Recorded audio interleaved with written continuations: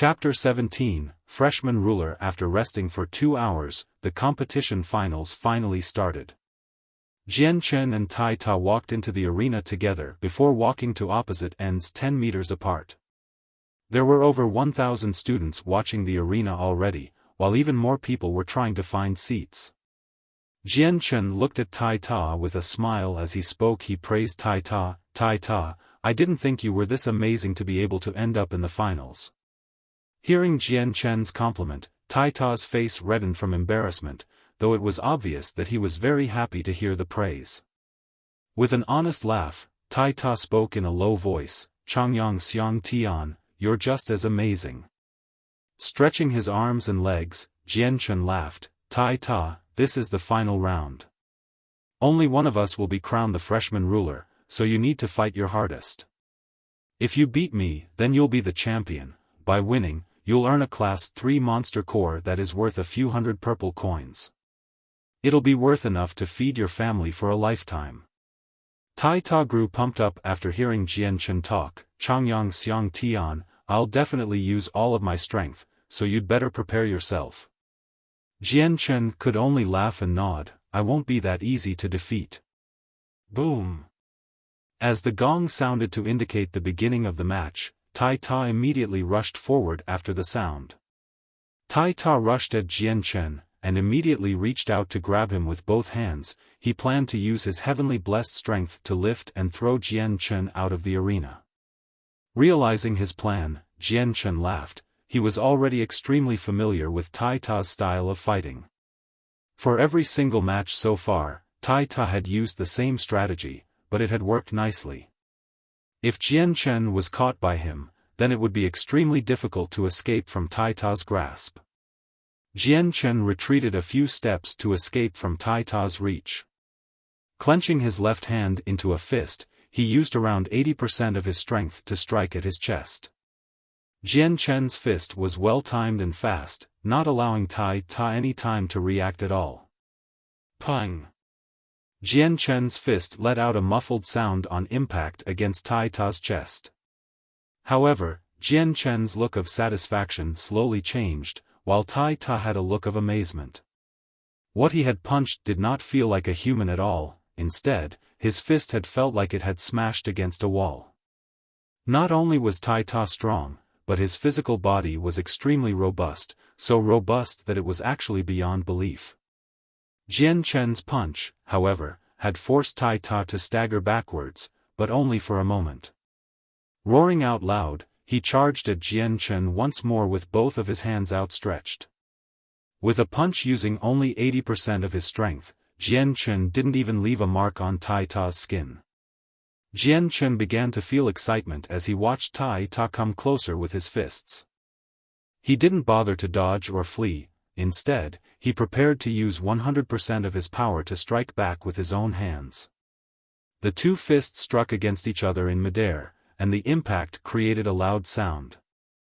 It was so loud that everyone in the crowd below the arena could hear it as clear as day. As the two fists made contact, Jian Chen's feet couldn't help but slide backwards at least 10 meters before finally stopping. His right hand had already started to tremble, so it was clear to see that Jian Chen had taken more damage than given. Even though he had surpassed the average cultivation level for Saint Force, he was still far from the level where he could easily ignore damage from something like this. Tai Ta, on the other hand, only slid backwards 2 meters. His face showed no outward emotion, and he appeared to not have suffered even the smallest amount of damage. Jian Chen rubbed at his reddening hand. After 2 confrontations, he now fully understood how foolish it was to engage with Tai Ta straight on. Tai Ta's strength wasn't just used for intimidation, his body was actually inconceivably strong. Even someone a level stronger than Tai Ta could not be his equal. The only thing that could lead to victory against Tai Ta was if one relied on speed. Tai Ta, your strength has already far surpassed my expectations, but I'll be using my full strength now. Jian Chen said as he walked forward. Tai Ta laughed, come then, Changyang Xiang Tian, you won't be able to hurt me. Tai Ta's tone was filled with a fierce conviction. Jian Chen stopped his idle chatter as well. When the distance between him and Tai Ta had been reduced to only 5 to 6 meters, his footsteps suddenly changed. His legs became a mysterious blur that suddenly reappeared behind Tai Ta. Before Tai Ta could even react, 2 fierce fists landed consecutive blows on his back. Dong! Dong! Dong! A constant series of muffled blows came ringing out from the arena, almost as if it was just a single continuous line of sounds. Under such heavy attacks, even Tai Ta's body couldn't help but falter forward so much that he was left with very little time to turn around. Ha! Tai Ta snarled in anger as he tried to steady himself. Suddenly, he turned around with his fists out and tried to smash them into Jian Chen. The moment when Tai Ta tried to attack Jian Chen, he lightly leapt 2 meters into the air. Narrowly dodging Tai Ta's fist, Jian Chen used both of his legs to kick at Tai Ta from midair. Both of his legs held formidable power, and they thrusted towards Tai Ta's back. Dong! Dong! Dong! Jian Chen lashed out with his feet several times before landing back onto the ground. By this point, Tai Ta's face had been kicked by Jian Chen multiple times, causing his face to bruise all over.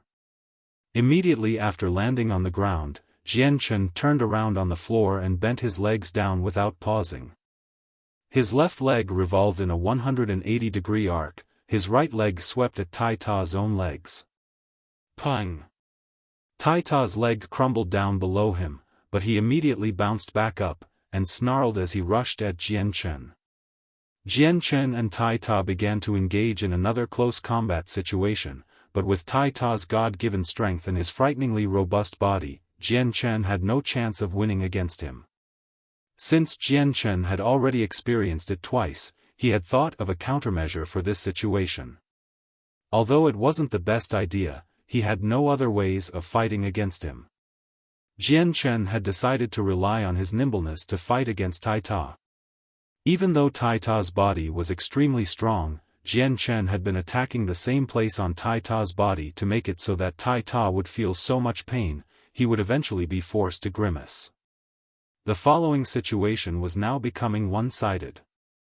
With Jian Chen relying on the experience he had accumulated over the past world to constantly beat Tai Ta so much that he could only run around with his hands over his head.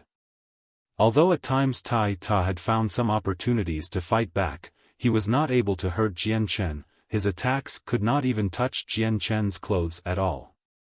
At this display, every student in the audience could only watch the match in shock. No matter how fast Jian Chen was with his martial arts, his speed had far outstripped the average person, causing all of the students to look on with great interest, as it was something they had never witnessed before. On the top of the platform, Baiyan gasped in admiration as he watched Jian Chen. This kid is definitely a unique one, his battle experience is rich, and his speed isn't slow at all either. It seems this student is called Changyang Xiang Tian, so judging from his name, he is from Lore City's Changyang clan. It seems that I really will have to make a report to the headmaster later. As the battle continued to persist, Tai Ta finally reached his limit. He cried out loud, and exclaimed, "Stop, stop. I can't fight anymore, I give up." Jian Chen immediately stopped his attack and smiled brightly at Tai Ta. "Why aren't you fighting anymore?"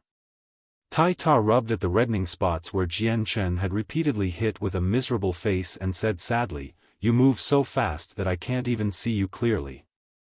There's no way I'd be able to attack you, so the entire time was just you wailing on me." Laughing, Jian Chen asked, "So you're just going to give up the number 1 spot then?"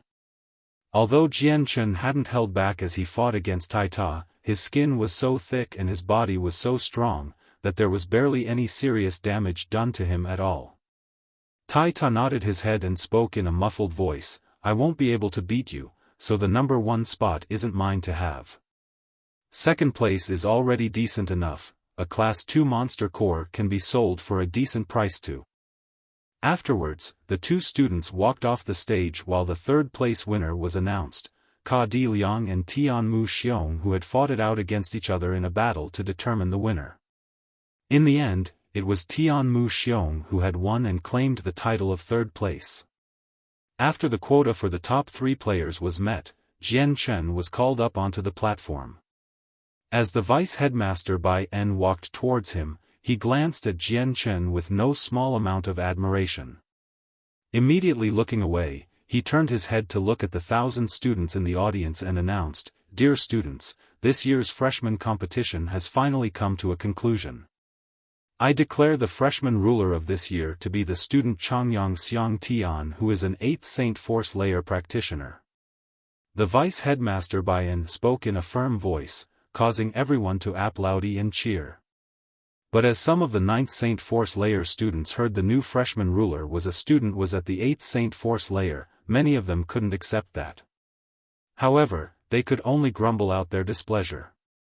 But Jian Chen's strength was something they could accept. Some of them had even been dazzled by the way he fought, and his speed was something that not many people could dismiss. This year's freshmen are really too useless. In front of so many people that had reached the 9th Saint Force level, the final freshman ruler ended up being a youth at the 8th Saint Force layer. This is really too embarrassing. That's true, today's freshmen were really too weak. Not only was the title of freshman ruler taken by a person at the 8th Saint Force layer, I heard that the suntanned youth in second place was also someone who was only at the 8th Saint Force layer. I really don't know what these freshmen had practiced to the 9th Saint Force layer for. The 2 people that spoke were seniors wearing the academy uniform. Their tone were filled with a mocking voice towards those who had lost against the 2. Hearing the 2 students complain, another one of the seniors replied to them, "You guys shouldn't even say anything. It's not that those freshmen who reached the 9th Saint Force layer were weak, but it's because those 8th Saint Force layer students were stronger than them by a large margin. That suntanned kid had strength that could scare anyone. Don't tell me you guys didn't see how those 9th Saint Force layer students were easily thrown out of the arena. If it were us that were fighting instead, I'm sure that we wouldn't have been better off than the freshmen." As for that first-place freshman, his strength was even more terrifying. Did you guys also miss how fast he was moving around and attacking? Even if it were us in that same situation, we would have a hard time trying to dodge his attacks.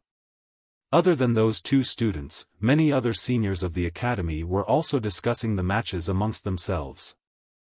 They had already been at the academy for so many years, but this year's competition had left them speechless. This year's freshman batch had many students who reached the 9th Saint Force layer, but no one had expected that the top 2 students would be 8th Saint Force layer students. Soon after, Jian Chen obtained the Class 3 Monster Core as a reward. It was a deep red in color, and was bigger than the Monster Core than the one his brother had given him earlier. Holding his hand up, Jian Chen could clearly feel the huge amount of power radiating from the core. The huge amount of energy in the core and the true qi in his previous world had a very small difference, but as far as Jian Chen was concerned, the energy coming from the core was extremely huge.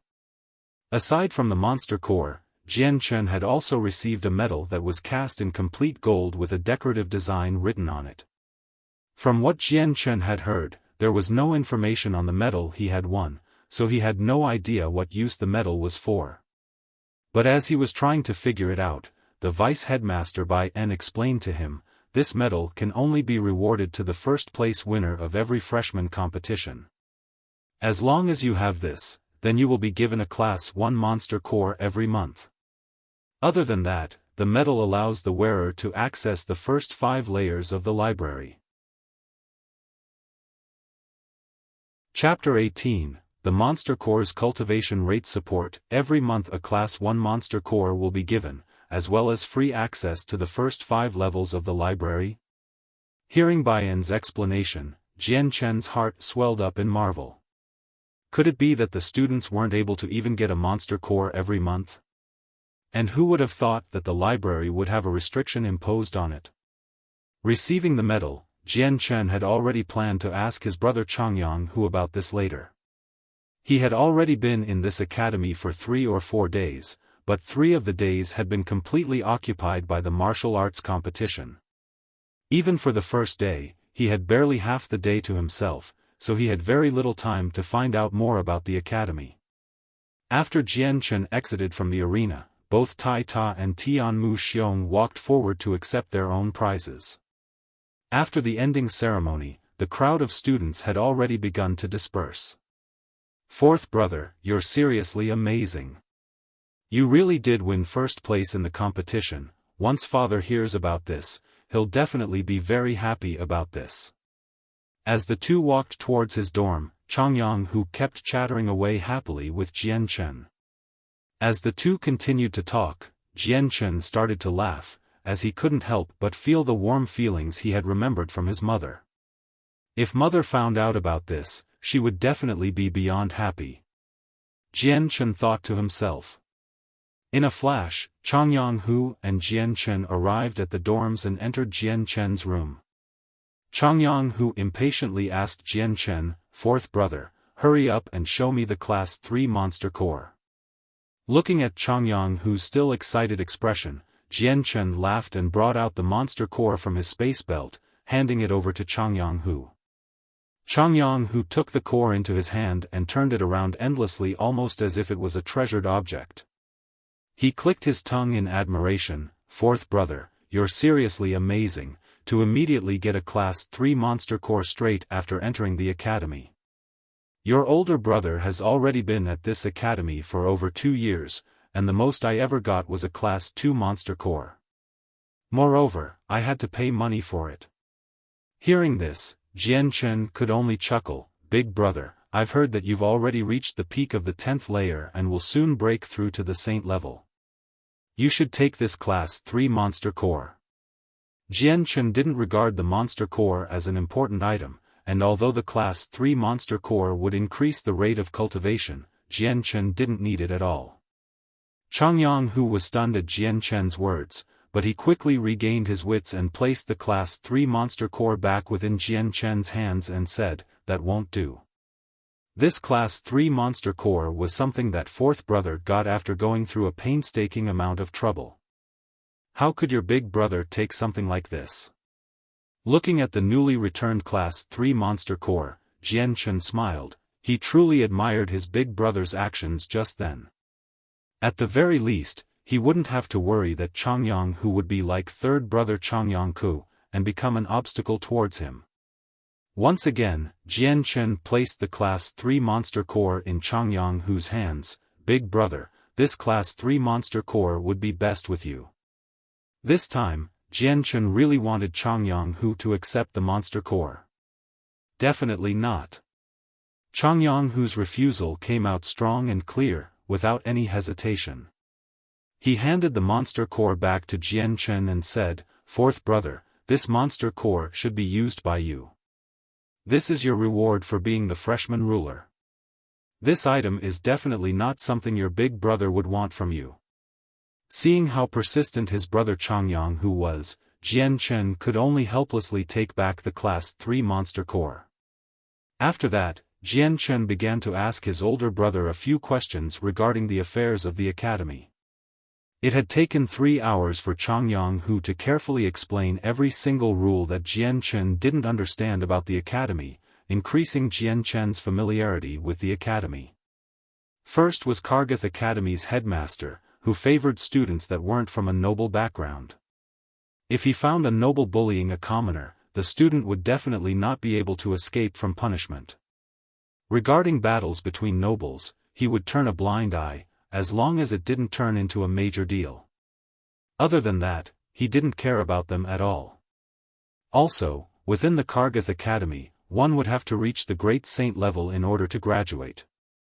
Those who graduate had the choice to remain in the academy, or with the Kargath Academy's recommendation, they could vow loyalty to a kingdom and join their army. Those with a great amount of potential would be able to earn a higher salary with the academy's recommendation. Within the academy, those under the level of a saint would have the chance to receive a Class 1 monster core every month to use to help their cultivations. The students who were at the saint level and condensed a saint weapon would be able to earn a Class 2 monster core every month.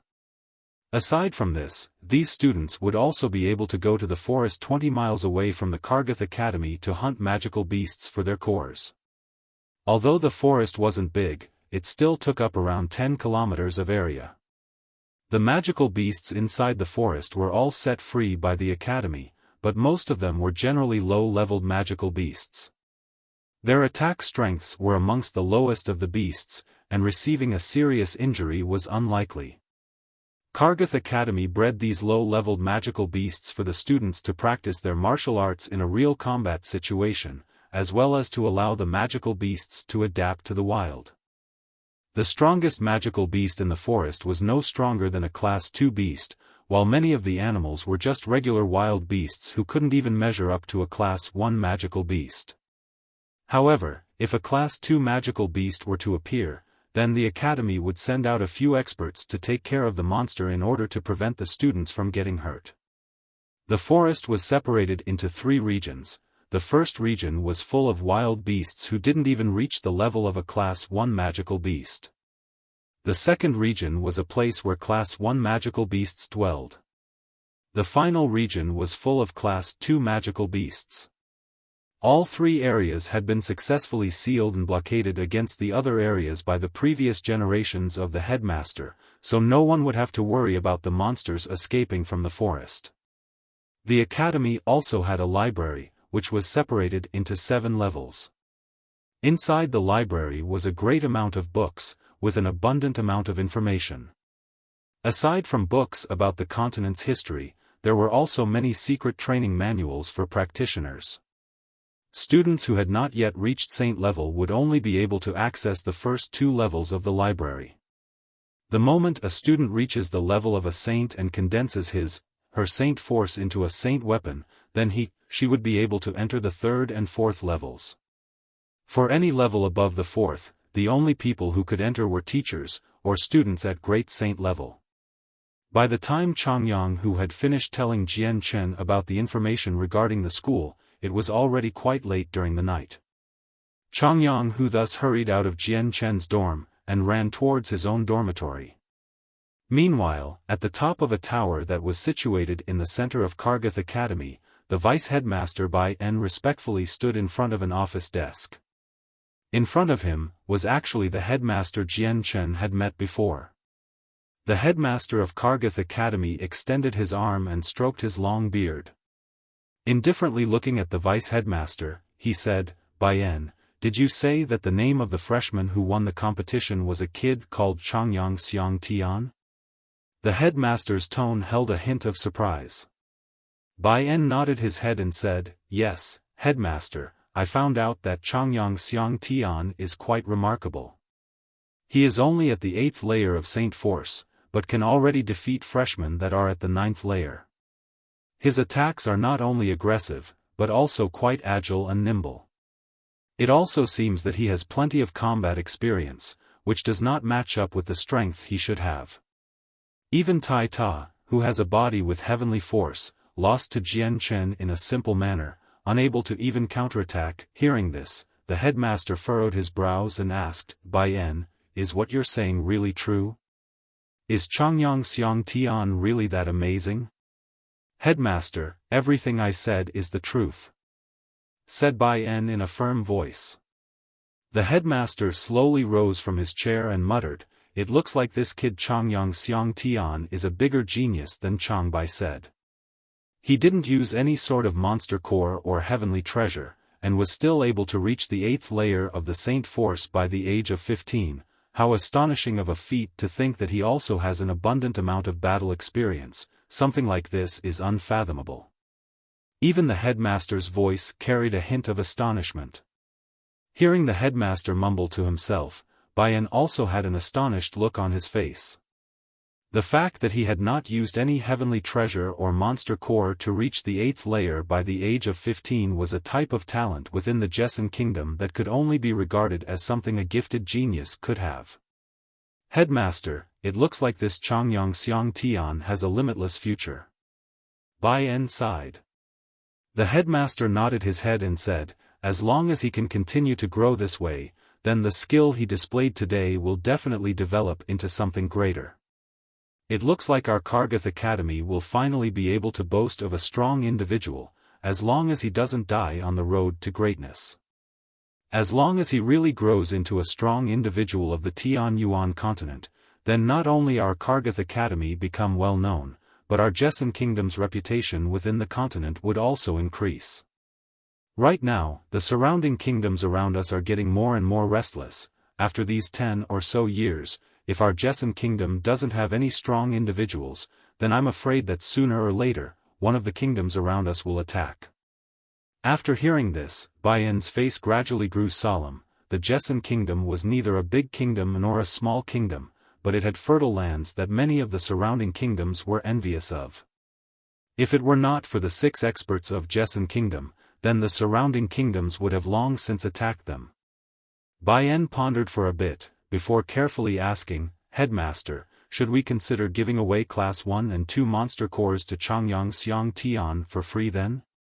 That way, we could improve our relationship with him." The headmaster considered the vice-headmaster's proposal for a bit, before shaking his head. "That won't be possible. Although using a monster core can be used to increase one's cultivation rate, there are side effects of abusing it. Changyang Xiang Tian is currently very young, we cannot allow him to become addicted to using monster cores. Otherwise, when he reaches the later levels, his foundation will be very shaky, which will obstruct his future progress. At his current age, he should quietly focus on self-discipline. It would help lay down the foundations and increase his chance of success in making a breakthrough." "Yes, headmaster." Bai Yan understands what to do now. Bai Yan didn't dare to act against the headmaster. Besides, what the headmaster had said made plenty of sense. "Headmaster, how do you plan to handle Tai Ta?" Bai Yan asked. "Tomorrow morning, bring Tai Ta to me. If he is willing, I will take him in as a personal disciple." The headmaster replied after thinking about it for a while. "Yes, headmaster." After Changyang Hu left his room, Jian Chen sat on his bed and contemplated the new information for a while. Afterwards, he crossed his legs, and with the Class 3 monster core in his hand, he began to absorb the energy from the Class 3 monster core into his body. Inside the monster core was the soul of a magical beast. The energy within was not only pure, but also fairly strong. According to what Changyang Hu had said, the moment Jian Chen started to absorb the monster core, then he would start to feel a long stream of pure and strong energy flowing out of the core. It would flow up through his arm, and slowly be absorbed within his body. Jian Chen manipulated the constant outward flow from the monster core to guide the energy into his body. Constantly refining the energy into his body, he gradually changed the energy into Saint Force, before gradually absorbing it into his Dantian. Using a monster core to cultivate really did increase the cultivation rate by many times. Because of the normal way of cultivation, one would normally have to absorb the world essence slowly before finally converting to one's own energy, but that couldn't compare to the speed of a monster core. The natural chi couldn't compare to the pure soul energy of a monster core. After all, the soul of a monster core was the purest part of the beast. Using the energy from a monster core, the speed of cultivation would increase by 10 times. For this reason, monster cores were extremely expensive, even if it was only a Class 1 monster core. Multiple rays of light gradually appeared between the sky and land. The bright red sun finally struggled to climb into the sky, sending forth the soft and warm rays of sunlight. The golden sunlight with tens of thousands of rays of light illuminated the earth, as if the whole ground was dyed into a golden carpet. At the same time, the Jian Chen who was sitting cross-legged on the bed slowly opened his eyes. His eyes showed a happy expression, and the corners of his mouth also showed a hint of a smile. After last night's cultivation, Jian Chen had received many gains, equivalent to a few days' worth of training. By absorbing the power within the magical stone, Jian Chen's cultivation speed had actually increased by 10 times. Right now, he could clearly feel that the saint power inside his body had increased by a ton. Based on his calculations, he wasn't far from reaching the 9th Saint Force layer. According to his current speed, at most it would only take a weekend's worth of time to reach the 9th Saint Force layer. Of course, this was only Jian Chen's estimate. The exact values had to be tested. If the fact that the amount of power that Jian Chen had absorbed from within the magical stone was 10 times more than the amount normally gained from cultivating was discovered by others, they would definitely be devastated from shock. Even though the magical stone could quickly increase the rate of cultivation, it was also far from achieving the frightening pace of 10 times faster under normal circumstances. The average person using the magical stone to cultivate would normally only increase cultivation rate by 2 or 3 times. Even if the person was slightly more powerful, his or her cultivation rate would only be raised by 6 or 7 times. Considering the fact that Jian Chen's power wasn't even saint level, the fact that he could increase his cultivation rate by 10 times was definitely an extremely frightening pace. Seeing the magic stone in his hands, although the stone's color didn't change at all, Jian Chen clearly felt that the magic stone had shrunk by a circle after being gripped in his hand for the whole time. After leaving the dorm, Jian Chen directly arrived at the dining hall. This morning, the dining hall's breakfast was a bit more plentiful. Besides from a glass of magical beast milk, there was also some magical beast meat. Jian Chen had eaten quite a bit of magical beast meat in the Changyang household, and the taste was quite delicious. In his previous world, Jian Chen had never eaten such savory meat before. Chapter 19, Inconvenience in a Flash. 3 days had already passed. Although the 3 days were not long, it still allowed Jian Chen to become more accustomed to the lifestyle and environment in Kargath Academy. Within these 3 days, other than Jian Chen participating in classes on the first day, he had spent his time on the other 2 days either cultivating in his room or wandering around the library.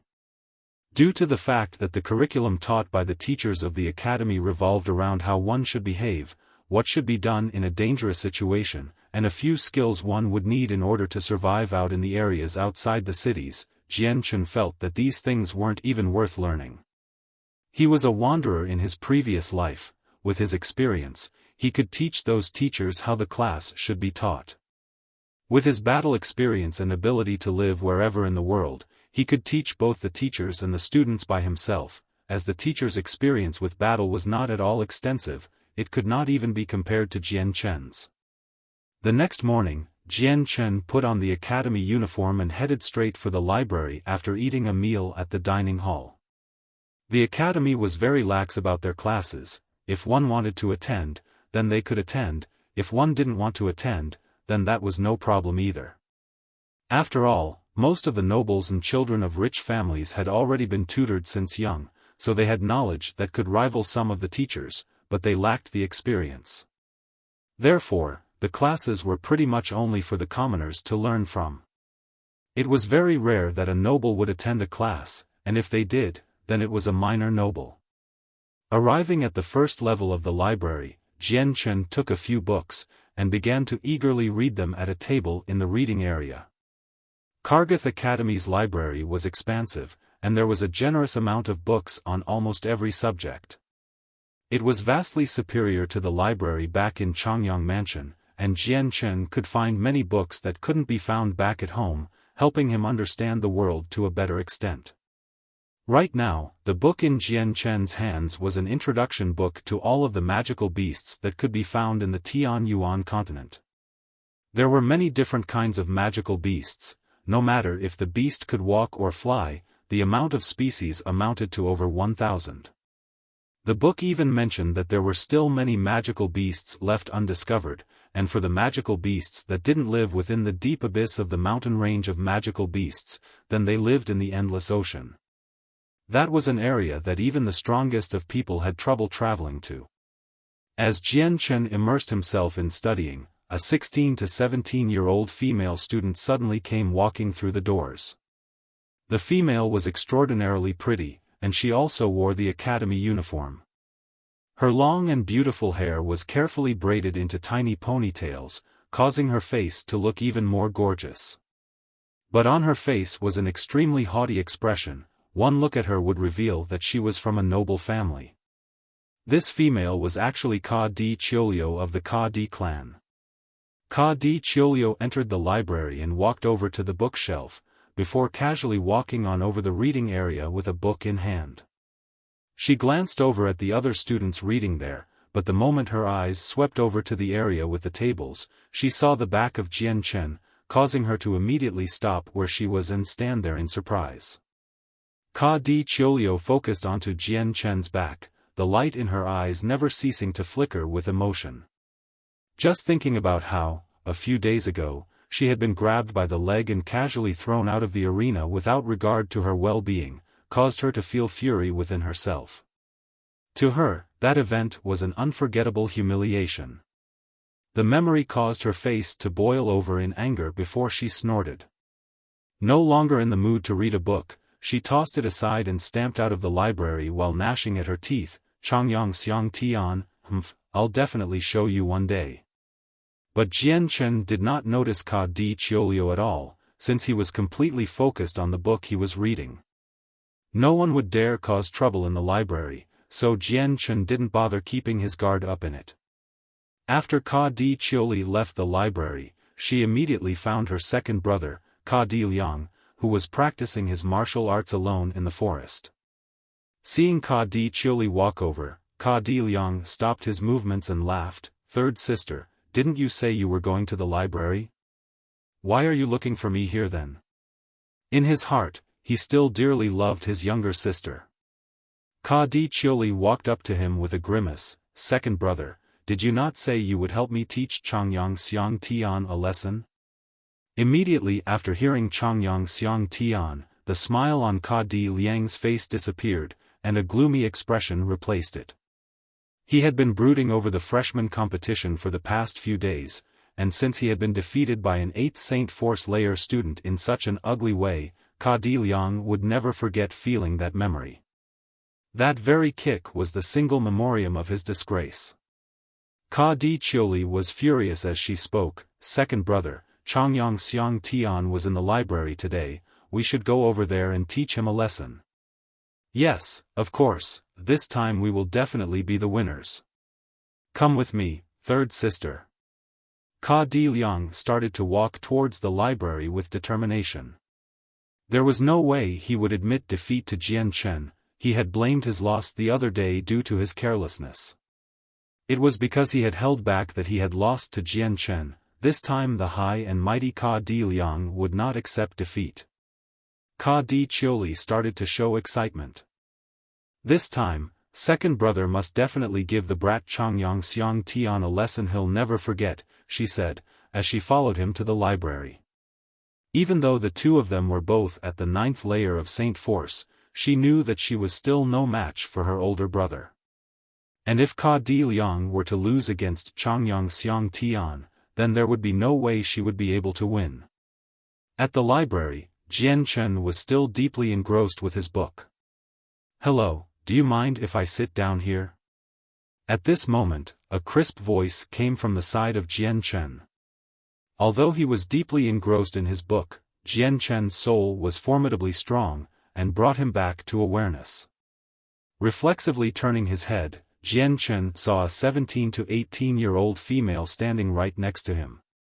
She wore an academy uniform, and had long black hair cascading down her shoulders. She had a refined, but kind smile, with eyes that looked curiously at Jian Chen. With her cherry-red lips, there were people who were practically fighting each other to get closer to her. Although she was only 17 to 18, her body was so delicately refined that the academy uniform nicely accentuated her. Currently, the girl was hugging a thick book close to her. Jian Chen casually looked at her before turning around to look around the room. He hadn't realized that all of the tables were so full that not a single spot was left to sit down. Looking back to the beautiful female, Jian Chen answered, "Go ahead." Returning his eyes back to his book, he didn't bother to look at her even though she was so pretty. The girl looked at the engrossed Jian Chen with a strange look. Her eyes shined with a peculiar look as she sat down. "Thank you," she said gently. Her voice was gentle sounding. Anyone who heard her talk would feel comforted. Jian Chen didn't hear her words however, as he was already too absorbed in reading his book again. In his eyes, he could only see the book. The girl looked at Jian Chen with curiosity again, but she didn't say anything, and sat down with her book she was holding. She looked graceful as she slowly thumbed through her book, even though it was such a simple action. This gracefulness was an inherent talent of a noble, and suited her well. The library was very peaceful. Even though there weren't that many people, none of them made a sound, as they concentrated on their respective books. At that moment, a male and a female student came through the gates of the library. It was the siblings, Ka Di Liang and Ka Di Chioli. Second brother, look, he's right over there. Ka Di Chioli pointed at Jian Chen. Ka Di Liang looked to where Ka Di Chioli was pointing, and sure enough, he saw the all too familiar body figure. He looked on with disdain as he advanced towards him with his head held high and an arrogant face. With his head high and chest out, he walked towards Jian Chen with Ka Di Chioli closely trailing behind. Pang! The moment Ka Di Liang got to the table Jian Chen was at, he slammed his hand onto the table, causing a large sound to echo out into the previously silent room. The sudden noise attracted the attentions of all the people reading, and their gazes all moved away from their books. One by one they began to observe Jian Chen's table.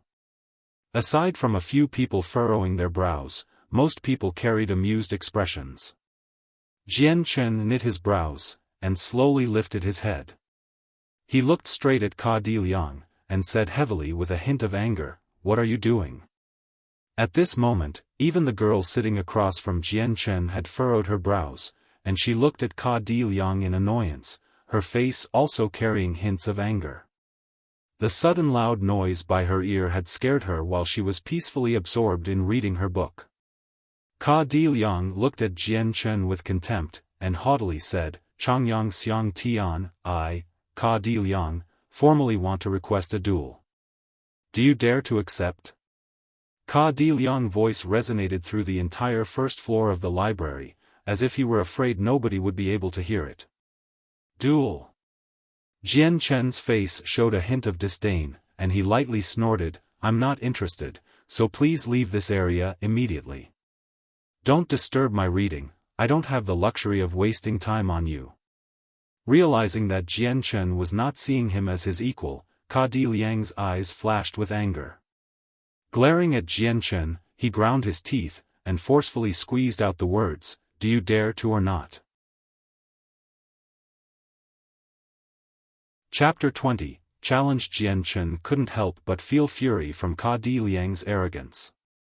Holding his own head up to look at him with disdain, Jian Chen said, "You were defeated by me before, what right do you have to demand a challenge from me?" Even now, Jian Chen's own tone carried a hint of arrogance that he had carried over from his previous world.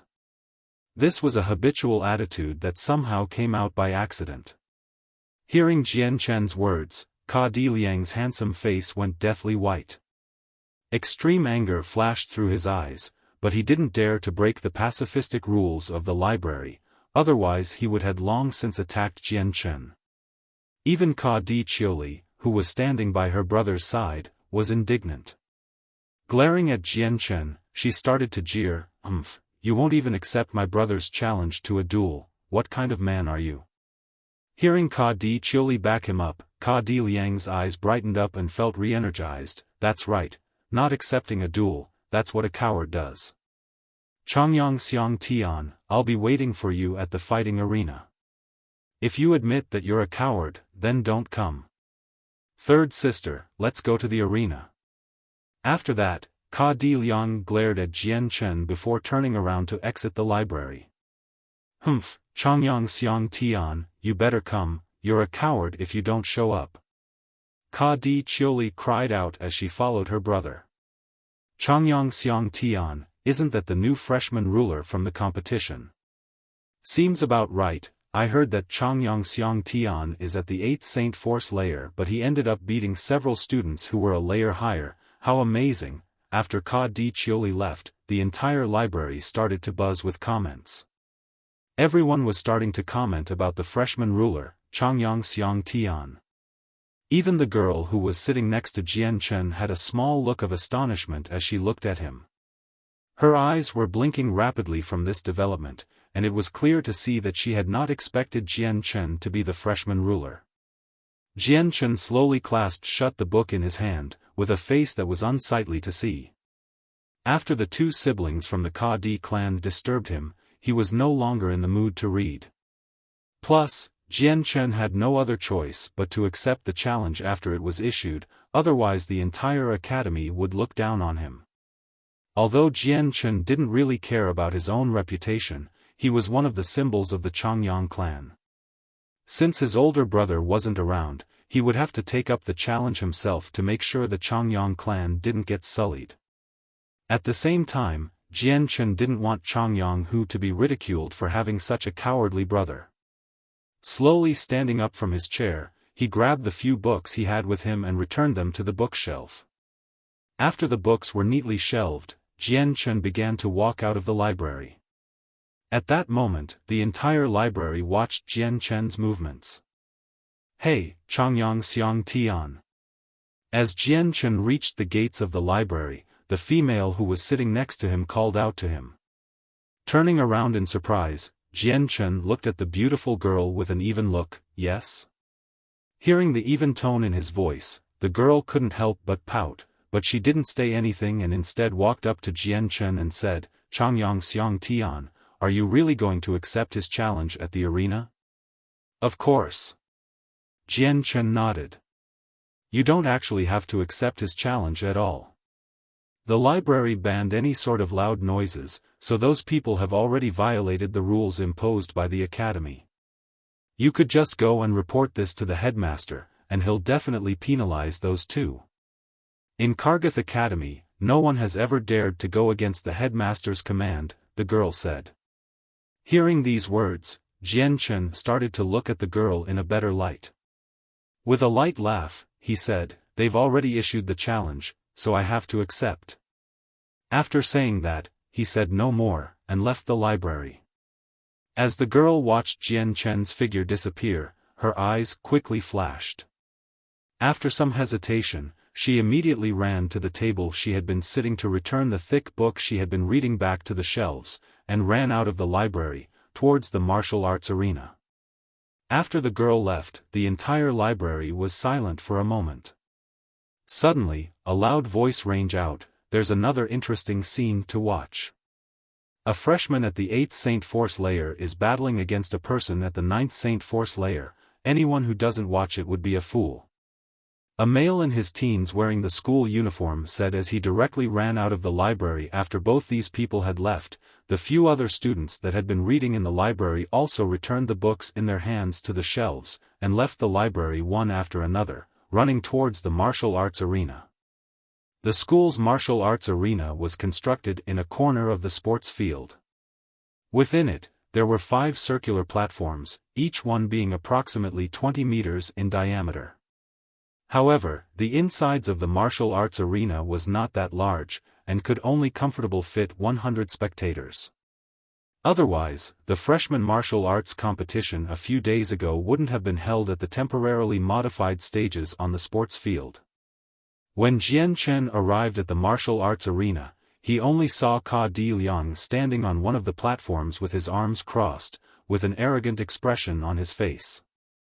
Standing below the platform were Ka Di Chioli and a few other students wearing the academy uniforms, who were all absorbed in deep discussions. Seeing Jian Chen arriving from the distance, Ka Di Liang, who was standing on the platform, sneered at him and shouted, "And here I had thought that you were a coward and had not dared to come." "Humph." Jian Chen snorted in disdain, and directly jumped onto the platform. He stood on the platform with his arms crossed, and coldly replied, "Come at me. I'll allow you to attack me 10 times. During these 10 attacks, I will not retaliate." Hearing Jian Chen's arrogant words, the spectators below the platform began to cry out in shock, and began to talk amongst themselves in low voices. There were many elder students amid the spectators, and amongst them, quite a few did not have positive opinions about Jian Chen. They believed that during the freshman martial arts competition, the only reason why Jian Chen had defeated Ka Di Liang was because Ka Di Liang had been too careless. Ka Di Liang's eye glinted with anger. Anyone could tell that Jian Chen's words meant that he did not see Ka Di Liang as his equal. "Changyang Xiang Tian, you're even more savage than I had thought," Ka Di Liang said forcefully. Jian Chen looked indifferently at Ka Di Liang, and replied, "If you want to fight, then hurry up. I don't have the time to waste on you." "Humph." Ka Di Liang grunted, and sneered, "Why are you so rushed? Let's wait until everyone gathers here. I want everyone to witness the moment I defeat you." Because he had lost last time during the freshman martial arts competition, Ka Di Liang had been brooding over it for a while, especially since Jian Chen had even kicked him in the butt. To him, this was an unforgettable humiliation. In Ka Di Liang's opinion, he always felt that the only reason he had lost to Jian Chen was because he had been too careless. Thus, he wanted to take this chance to regain the face that he had previously lost, and aimed to ruthlessly humiliate Jian Chen in return. Gradually, the people surrounding the martial arts arena increased, and the population did not cease to increase either. From the distance, there were still many students heading towards the arena. This match had obviously been announced to the public by Ka Di Liang. After only a short while had passed, the martial arts arena was packed with 200 or so people. Nearly everyone was excited to watch the lively scene. Amongst these people, Ka Di Liang's older brother, Ka Di Yun, also stood there, with a few people around his age standing next to him. "Fourth brother, you can do it. Big brother is watching you." Suddenly, a familiar deep sound mixed amongst the other noises was clearly transmitted to the platform. Hearing this, Jian Chen turned around, and saw his older brother Changyang who standing beneath the platform cheering for him. Jian Chen smiled, and wordlessly nodded his head at Changyang who. At that moment, someone banged on the table and shouted, "Let's make bets, bets. Whoever wants to wager on the fight, come here. I bet on Ka Di Liang, 10 gold coins. I bet on Changyang Xiang Tian, 20 gold coins, 50 gold coins on Ka Di Liang." People gradually started to gamble on the outcome of the match between Jian Chen and Ka Di Liang. Even those who usually attended class had came along with many nobles. Money was of no issue to them, so there were many people betting from 10 gold coins to 10 purple coins. Around 80% of the gamblers were betting on Ka Di Liang, and only 20% were betting on Jian Chen. 10 purple coins on Changyang Xiang Tian. Changyang who slammed down the appropriate amount of coins onto the table. "I'll bet on Changyang Xiang Tian as well, 10 purple coins." Behind Changyang Xiang Tian, a soft and gentle voice spoke. It was the girl from the library who sat next to Jian Chen. She was obviously from a big clan. With every word she spoke, her tone was filled with a grandeur sound that sounded natural to her. After the girl had bet 10 purple coins on Changyang Xiang Tian, everyone else started to show expressions of surprise. Changyang who was the older brother of Changyang Xiang Tian, so his bet was easy to understand. However, this girl did not hesitate at all when she wagered her money. Despite their shock, however, no student voiced out their questions.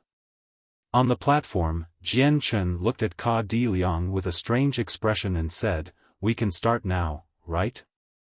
Ka Di Liang held an expression filled with self-confidence, and he sneered, "Changyang Xiang Tian, you personally declared that you would allow me to attack 10 times.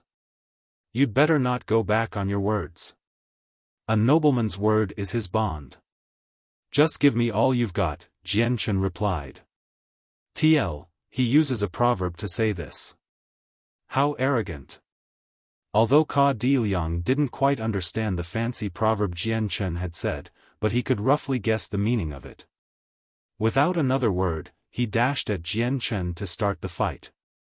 Since Jian Chen had allowed him 10 moves, he wouldn't hold back and unleash his strongest moves. Ka Di Liang quickly rushed in front of Jian Chen, and struck out with his fist that traveled through the air so fast, a whistling sound could be heard.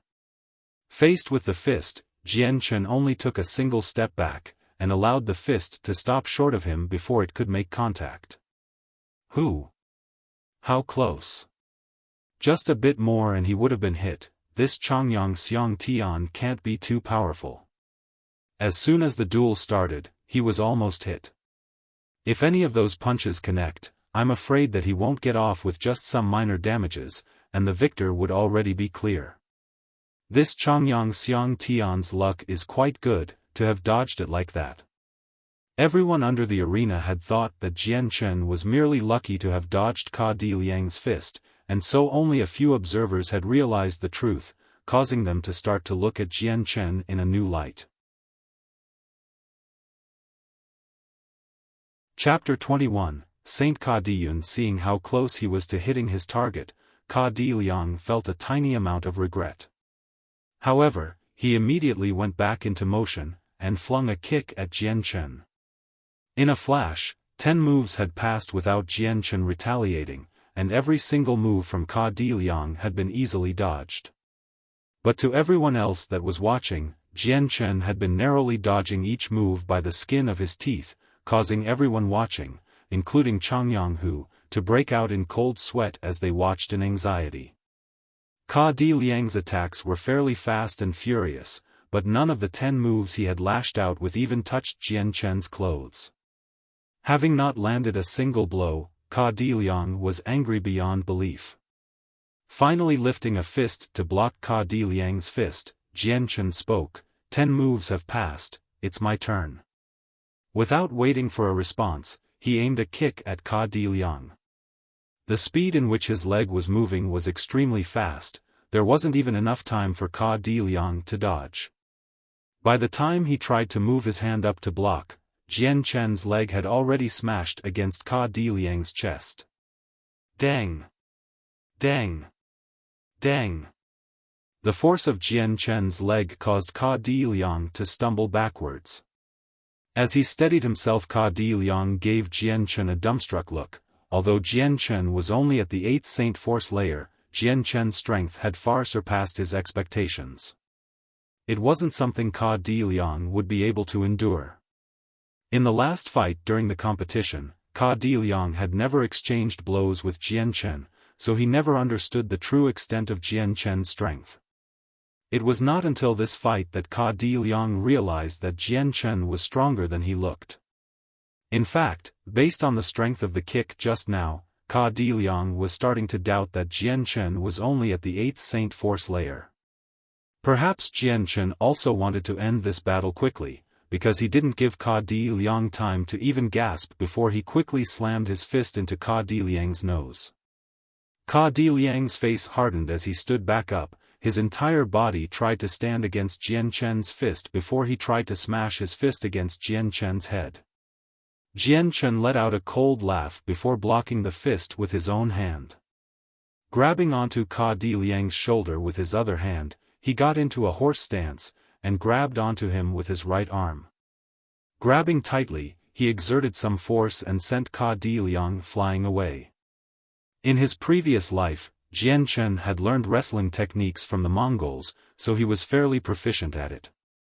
He had used it many times, and gained experience in it so much, that it was ingrained into his memory.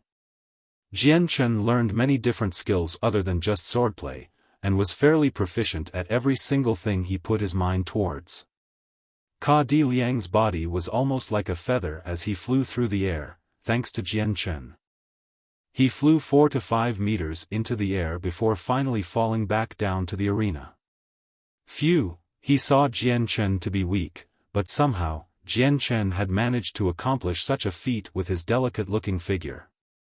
Likewise, the audience around the arena let out gasps of shock as they started to reevaluate their opinions about Jian Chen. Seeing the two fight it out like this made it so that no one would ever dare to underestimate Jian Chen in the future. The faces of Ka Diyun and Ka Di Chioli both gradually turned quite ugly. The situation was far beyond what they had expected it to be. Hung. Changyang Xian Tian, you actually are a slightly skilled, Ka Diyun said in a low voice, while angrily gritting his teeth. Ka Di Liang stood back up pathetically on the ring with a cloudy-looking face. He looked at Jian Chen's eyes with a gaze filled with poison. Ah! Ka Di Liang roared, focusing all his power of the 9th level of Saint Force in the center of his two palms. He quickly rushed towards Jian Chen with both his arms pressing towards Jian Chen's chest, and attacked. Jian Chen sneered, and as he condensed all his Saint Force onto his palms as well, he suddenly threw his own hands towards Ka Di Liang's, resulting in a collision between both pairs of hands. Pang! As the sound came echoing out, Jian Chen and Ka Di Liang were stuck in a deadlock. Their fists had slammed so hard against each other, a mini shockwave pushed both of them backwards. Jian Chen didn't stop there, his legs began to blur as he skillfully maneuvered to counter the shock. Looking at the rapidly retreating Ka Di Liang, Jian Chen immediately dashed forward and leapt up from the ground, both of his legs kicking out at Ka Di Liang. Before Ka Di Liang could regain his footing, he was unable to block the attack. As he was kicked in the stomach by Jian Chen, Ka Di Liang was sent flying once more. PFF. Hitting the ground, Ka Di Liang's face went white from the pain as he began to spit out some blood. He had started to take in heavy amounts of damage. Younger brother. Older brother. Ka Di Yun and Ka Di Chioli ran up to Ka Di Liang's side on the ground. Picking him up, they grimaced and looked at him with concern as they saw the small trickle of blood from the corner of Ka Di Liang's mouth. Younger brother, are you okay? Ka Di Yun asked. His face was relatively unsightly to look at, although the situation was different from last time, since Ka Di Liang had been careless during the first match with Jian Chen. However, this second time was different. This time Ka Di Liang was fighting with Jian Chen using all of his strength, which was stronger than 80% of the other 9th Saint Force layer students. Older brother, how are you feeling? Are you seriously hurt? Ka Di Chioli asked with a voice full of concern. Ka Di Liang was helped to his feet by his two siblings. Lightly shaking his head, he said, eldest brother, third sister, I'll be fine. I've only suffered from minor injuries. But even as he said that, his two siblings could detect a small tinge of weakness in his voice. Looking at Ka Di Liang's pale face, Ka Di Yun grew angry. Raising his head to look at the elevated Jian Chen, he growled, third sister, you take care of second brother. I'll go teach that arrogant brat a lesson. Leaving his siblings, he walked up into the arena to confront him. Eldest brother, you shouldn't, eldest brother, you can't. Ka Di Liang and Ka Di Chioli tried to block his path, but unfortunately, they didn't reach him in time. The two siblings let out a sigh. No matter if Ka Di Yun won or lost now, the Ka Di clan would lose some prestige within the academy. This was originally a fair battle, so if they had lost, then they wouldn't have felt any negative side effects other than losing some face. But now that Ka Di Yun was going to fight, the whole situation was different. If news about a freshman immediately being bullied by some senior straight after entering the academy was spread throughout the entire academy, then the three siblings would be mocked and ridiculed by the whole academy. Jian Chen stared at Ka Di Yun as he leapt up onto the stage and sneered, "Are you here to avenge your brother?" Angrily glaring at Jian Chen, he said, "Changyang Xiang Tian, you really are strong. However, you've injured my brother, therefore, I won't let you leave this place unharmed." The people around the stage all creased their foreheads as they listened to him. Their opinions about Ka Di Yun had now changed. Ka Di Yun, what is the meaning of this? Do you plan to bully the Changyang clan until no one remains? A deep voice called out as another person walked onto the arena. Turning around, Jian Chen felt relieved to see it was his older brother, Changyang Hu. Changyang Hu stared at Ka Di Yun intensely. "Ka Di Yun, if you want to fight, then you'll have to fight me first." Jian Chen felt a wave of warmth encompass his body as he listened to his brother back him up. "Big brother, you should head back down, I can handle this myself." Changyang Hu shook his head in response to him. "No can do, fourth brother, it should be you that should head down. Ka Di Yun's strength has long since reached the peak of the Saint Force level. You are no match for him, so let your big brother help you." After hesitating a bit from these words, Jian Chen nodded, then big brother, please be careful. Saying this, Jian Chen walked off the arena. Ka Diyun sneered in disdain as he watched Jian Chen exit the arena. Changyang Hu, you're just asking for trouble, so don't blame me for anything that happens. Humph, you're saying this far too early. Whoever the winner is and whoever the loser is isn't certain yet. Changyang Hu replied. He and Ka Diyun had long since reached the peak of the 10th Saint Force layer, so if Ka Diyun didn't condense his Saint Force into a Saint weapon, then their strengths would be equal. Ka Diyun let loose a ridiculing expression as he looked at the disdain on Changyang Hu's face. Lifting his right arm, a large golden-colored stream of energy started to focus onto his right arm and condensed into a great golden sword. The golden sword was quite large, and measured around 5 feet long and a single palm spread wide. Judging from the length of the handle, the sword was meant to be held with both hands. Looking at Ka Diyun grab the sword with both hands, Jian Chen's eyebrows furrowed together in concern. He had read up on saint weapons back in the Changyang mansion. He could easily see that this was Ka Diyun's saint weapon, and that this was also the first saint weapon that Jian Chen had ever seen since he first arrived in this new world. He had long since understood that a saint weapon was the condensed version of one saint force, but seeing this with his own eyes, Jian Chen couldn't help but feel amazed. To think that the Saint Force could be condensed in such a way, it felt almost like a fantasy. This made Jian Chen feel extremely excited. The moment the golden two-hand sword appeared, everyone cried out in surprise and admiration. A saint weapon, he really did condense one. So he already broke through into the saint level. Ka Diyun became a saint. Changyang Hu will be in trouble now. The distance between the peak of the 10th layer to sainthood wasn't that far, but it was nonetheless very difficult to cross over. Within the Kargath Academy, the majority of the seniors had all reached the peak of the 10th Saint Force layer, but were unable to condense their Saint Force into Saint weapons. If one didn't have the talent that surpassed a regular person's, then it would be extremely difficult for him, her to make a breakthrough. Within the Tian Yuan continent, it was not rare to see many practitioners to be stuck at the 10th layer until the end of their lives, without being able to become a saint. From this one could see that successfully becoming a saint was a truly difficult achievement. Also, once one broke through to becoming a saint, her strength would be increased by a large amount.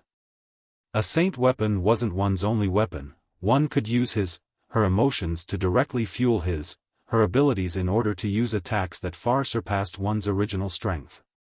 Looking at Ka Diyun's golden sword, Changyang Hu's face became extremely unsightly.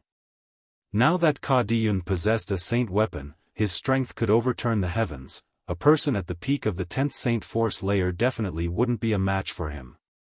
Big Brother really did condense a saint weapon. Below the arena, Ka Di Chioli was pleasantly surprised, as she watched Ka Diyun wave his saint weapon around. Ka Di Liang had an envious look on his face as he stared at the saint weapon, but he too was pleasantly surprised. Both siblings had not realized that their eldest sibling had reached the saint level until this moment.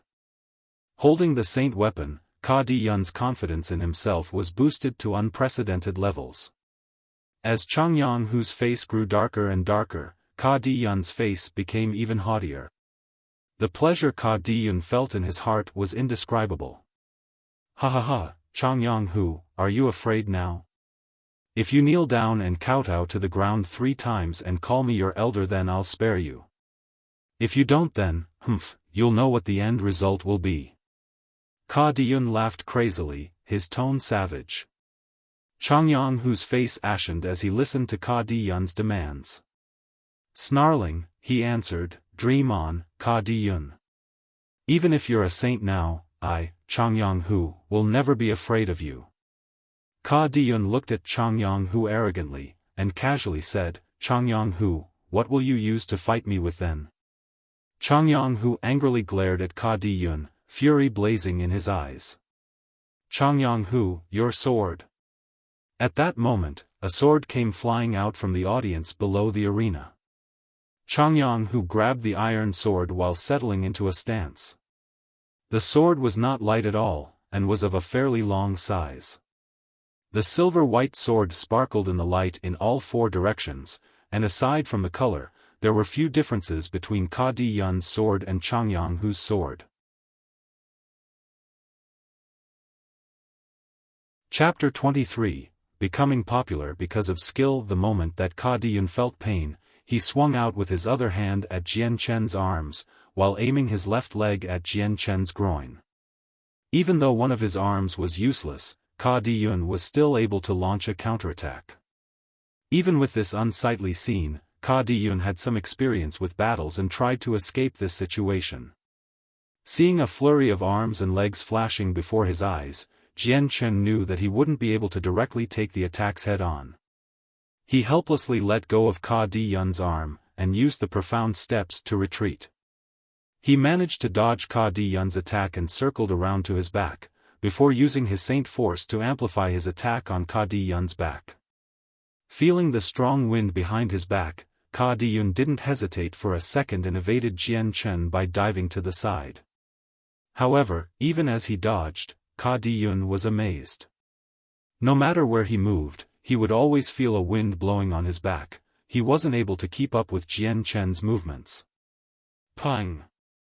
Ka Di Yun was completely unable to keep up with Jian Chen, who smashed both of his hands into Ka Di Yun's back, creating a cracking sound as he was hit by a violent attack. This caused Ka Di Yun to stagger 2 steps forward, but since he was a strong saint, he immediately steadied himself. However, his face had already paled, as he realized that Jian Chen had hit the same place twice with his fists. Jian Chen's strength could already be measured at the peak of the 9th layer, and despite Ka Di Yun being stronger than him in rank, he was the one being injured more. At that moment, he could only feel a surge of qi and blood course through his body, his organs screaming in pain. As Ka Di Yun steadied himself, Jian Chen had already arrived at his backside another time, and struck at his back with his right hand once more. Although the fist traveled at a speed that made it look like it was as light as a feather, the effect was anything but light. Anyone that had faced off against Jian Chen before would agree that Jian Chen's strength was more extraordinary than it looked. Ka Di Yun turned around abruptly, his eyes were indignant with anger. For a strong person like him to suffer this much from someone who was by all rights weaker than him, his simple plan to humiliate Jian Chen was no longer as simple as he thought. Ha! Ka Di Yun snarled in anger, as his hands started to glow golden with his Saint Force. The huge concentration of Saint Force condensed into his hand as he faced Jian Chen, aiming it towards Jian Chen's chest. Seeing Jian Chen attack with a seemingly light fist, Ka Di Yun prepared to take it head-on in order to get close to Jian Chen for his own attack. The situation turned into a critical point of the match, as both the fighters' attacks struck each other. Jian Chen's seemingly light and weak fist silently struck against Ka Di Yun's chest. Immediately, Ka Di Yun's own fist let out a muffled sound as it struck against Jian Chen's body, blowing apart a hole in the academy uniform, and revealing a tender white skin that would be the target of envy by many of the girls. But in the blink of an eye, the skin underneath became a pile of bruises after receiving Ka Di Yun's blow. Dang! Dang! Dang! After receiving a blow from Ka Di Yun, Jian Chen's face contorted in pain, and the color started to drain away from his face. And with the blow being enforced by such a huge amount of strength, his legs weren't enough to prevent him from sliding back, until he was a few inches away from the edge of the arena. At this moment, other than his paling face, Jian Chen did not seem to have any other problems, despite Ka Di Yun using his Saint Force to accentuate his attack. Although Jian Chen was only at the 8th layer, because he had been using Azulite Sword Law to constantly cultivate his body since he was young, he had strengthened every single organ and part of his body to the utmost degree. So while on the outside, it seemed that Jian Chen's physical body was quite weak, his actual ability to resist and take damage would leave anyone flabbergasted. Even though Ka Di Yun was a saint, without using his saint weapon, his regular attacks would not be able to seriously wound Jian Chen. At the most, Jian Chen would sport some small bruises. On the other hand, while Ka Diyun was standing at the same place. His face had scrunched up in major pain as his body began to visibly tremble from the pain he was feeling. Before, Jian Chen's fist that seemed to be as light as a feather, impacted against his stomach and caused a peculiar feeling to be transferred over into him. The power forcibly entered his body and suddenly went berserk as it exploded within him, causing his internal body to go crazy from the pain. Ka Diyun's face became incomparably dark, as he used all the saint force within his body began to combat the power that was rebelling inside. Since his saint force was stronger than Jian Chen's, the foreign power within him was cleared away quickly, but the damage was done. At this point, Ka Diyun was suffering from internal damages as well. The damages weren't very serious, but it would definitely impact his performance in the battle for the worse if it dragged on. Ka Diyun glared at the calm Jian Chen in front of him with a shocked expression. He hadn't ever imagined that he would be put in such a difficult spot as a saint by someone who was lower ranked than him. Although he wasn't using his saint weapon, his strength was still stronger than those at the peak of the 10th layer, let alone the 8th layer Jian Chen. At that moment, Ka Diyun finally realized how hard it was to deal with Jian Chen, but it was too late to stop.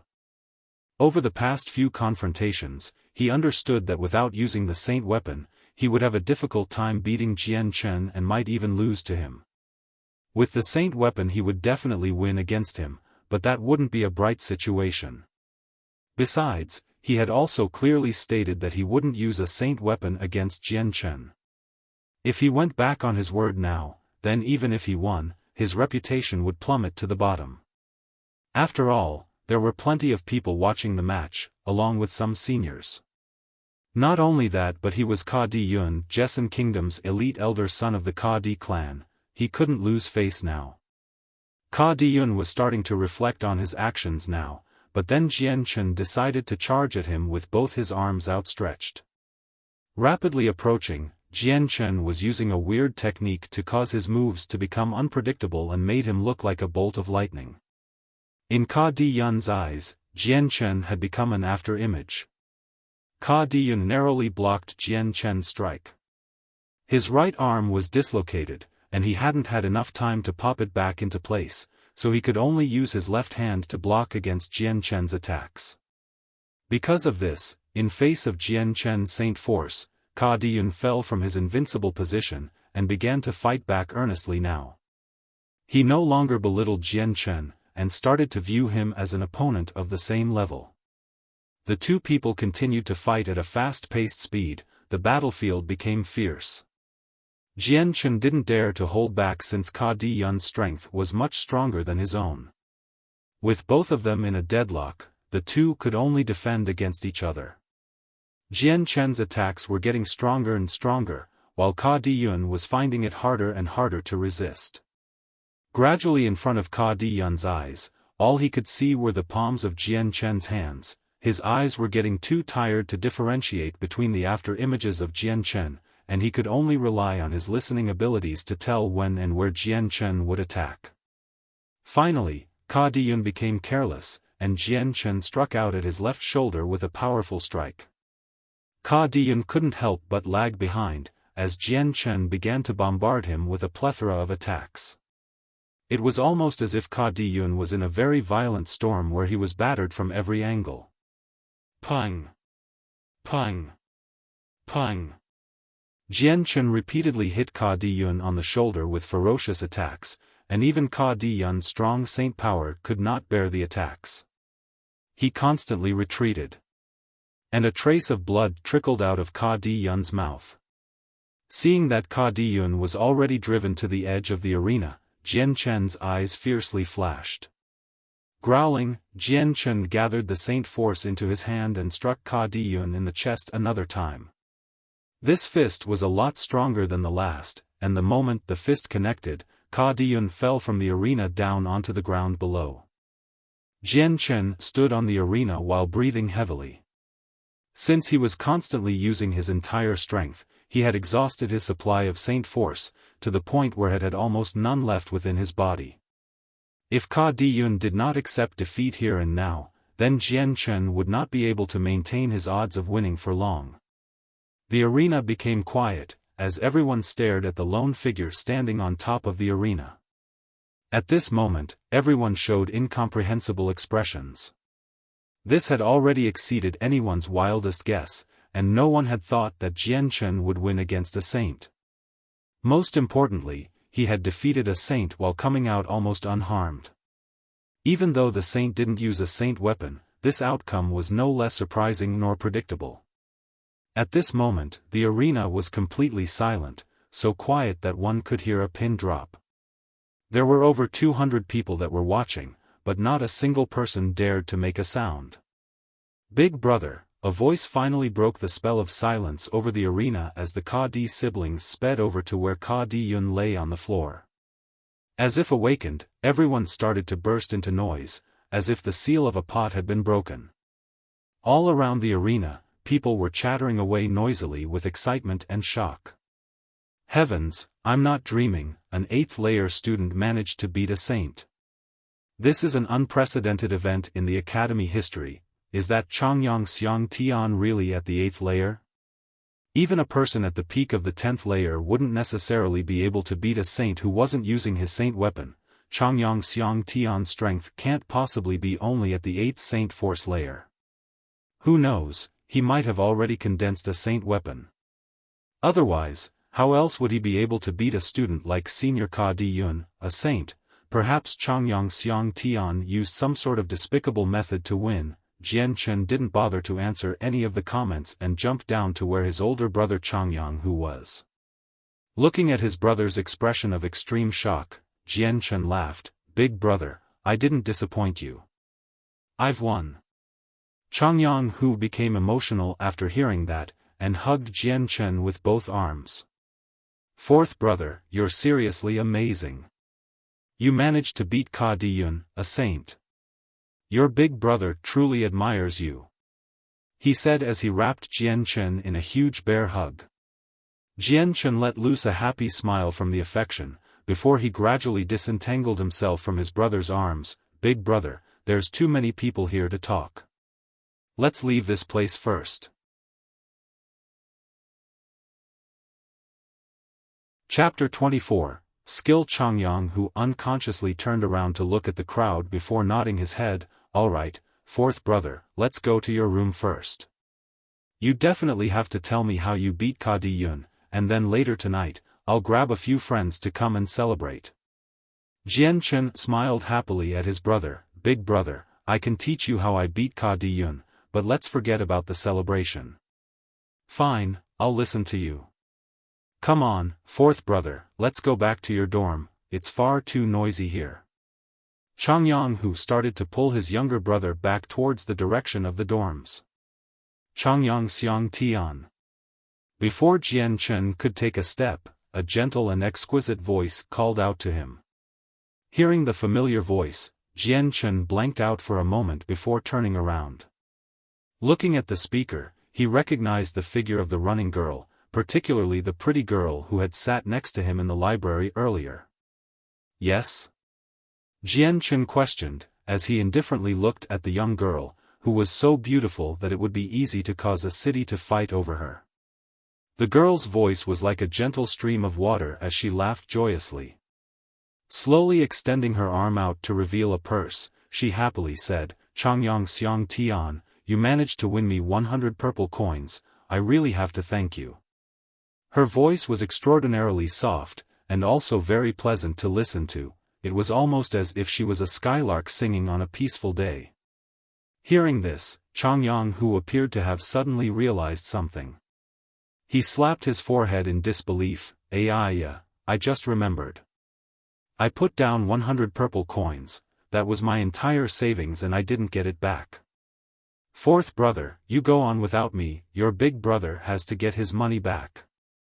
And with that, Changyang vanished like the wind, back to where the crowd of gamblers were.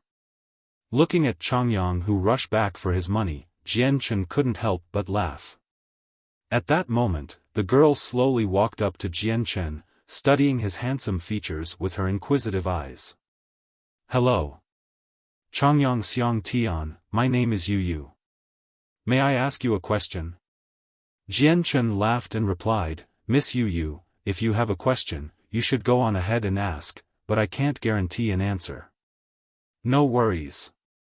Yu gently laughed before asking, Changyang Xiang Tian, is your strength is really only of the 8th Saint Force layer? Jian Chen hesitated for a moment before he nodded his head. That's right, at the moment, I am currently in the 8th Saint Force layer, but I have a feeling I'll be making a breakthrough into the 9th layer soon. Yu was surprised after hearing his answer. With an astounded look, she exclaimed, Changyang Xiang Tian, you mean you really haven't reached the saint level? Her voice carried some doubt. Clearly, she didn't believe him entirely. Noticing the disbelief in her voice, Jian Chen furrowed his brows and spoke with some annoyance, Miss Yu, I seem to have answered your question.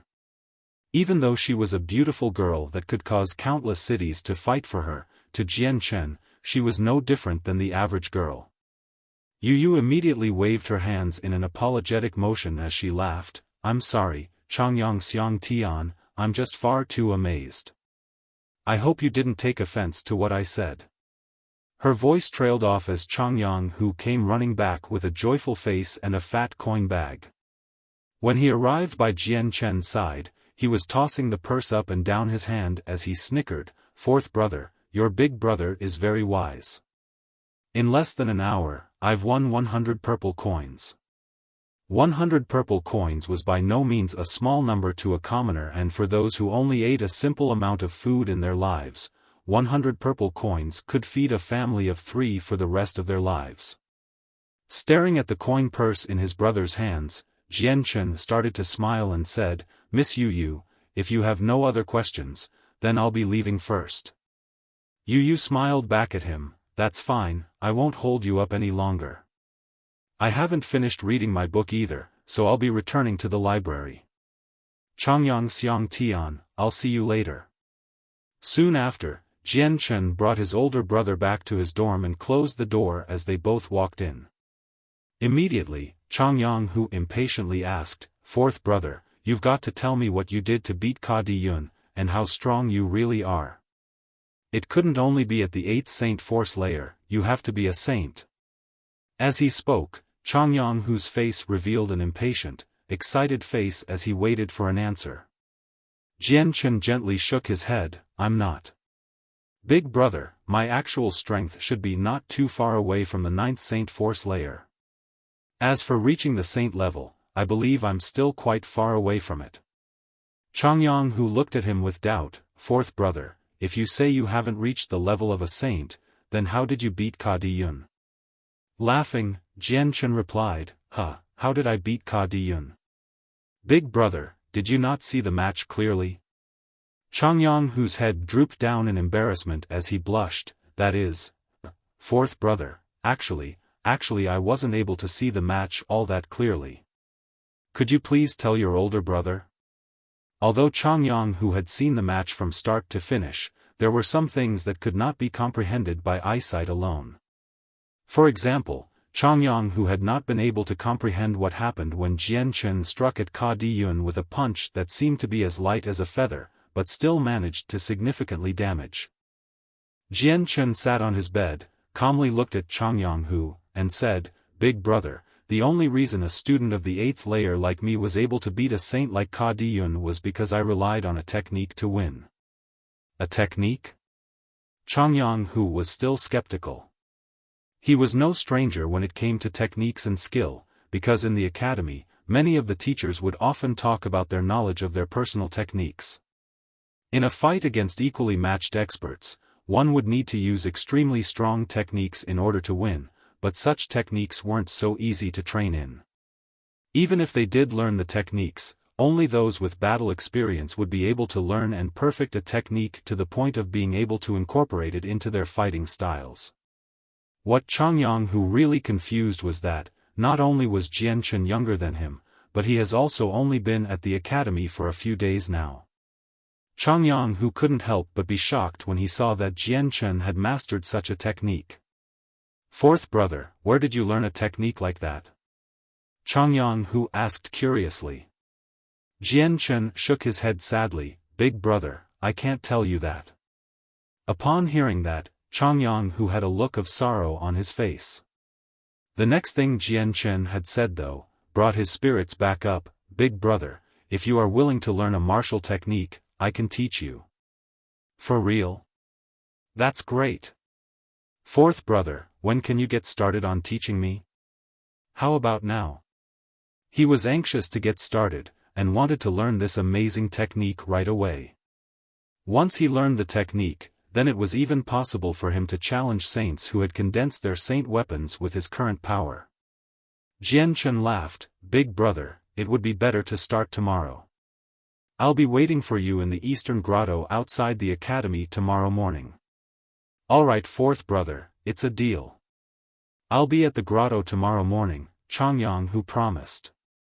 Although many of the academy teachers could help instruct one on learning a martial technique, he knew in his heart that fighting techniques were best taught by the previous generation in a clan. Techniques taught by the professors here would not be strong enough to overwhelm any of his opponents. Afterwards, the two brothers chatted for a while, until Chongyang Hu finally left. Because Jian Chen had used up most of his saint force to fight against Ka Diyun, he was exhausted and slightly injured. Because of that, he decided to use the Class 3 Monster Core in order to recover his health. Little did he know that, the whole academy was already in an uproar about how Jian Chen had beaten Ka Diyun. There wasn't anyone in the academy who hadn't heard about it, and it shocked both students and teachers alike. Everyone thought this to be inconceivable, and an event of this scale was practically unprecedented in the entire history of the Kargath Academy. No one had ever heard of a saint, who had been strong enough to easily beat a person at the peak of the 10th layer be beaten by someone only at the 8th layer. Even if a saint did not use a saint weapon, she could still easily defeat someone of the 9th layer, let alone a freshman who was only at the 8th layer. The news of the fight between Jian Chen and Ka Diyun soon reached the ears of the headmaster. Within the middle of the central tower in Kargath Academy, the headmaster pondered about the situation while standing next to the open window. As his eyebrows knit together, he asked, "Baiyan, is what you say true? Chongyang Xiang Tian actually beat the Saint Ka Diyun while he was only at the 8th Saint Force layer?"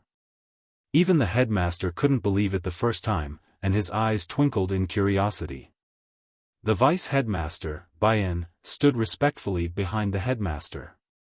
In response to the headmaster's words, Baiyan replied, "Headmaster, I've heard all of the students talk about it, but I'm not too sure of the exact details. But right now, this event has set the academy upside down. Practically every teacher knows that Chongyang Xiang Tian has beaten the higher-ranked Ka Diyun. Rumors have it though, that Ka Diyun didn't use his saint weapon, and fought bare-handed against Jian Chen." The headmaster stroked his long white beard, in deep thought. Since the rumors spread this wide, it would appear that it is true. It seems that Changbai has brought quite the complicated youngster. For a saint to be beaten by an 8th later student, how inconceivable. Even if the saint had recently broken through and didn't use his weapon, his strength should still be higher than one at the 10th layer. In all my years at Kargath Academy, I have never seen such a match where someone with a lower level won. Headmaster, what should we do about this situation? Sooner or later, the seniors of the school will search for the 8th layer student who beat a saint, and become an inconvenience for Chongyang Xiang Tian, said Baiyan with a respectful tone. The amount of respect Baiyan had for headmaster couldn't be measured, as it could even be considered as worship.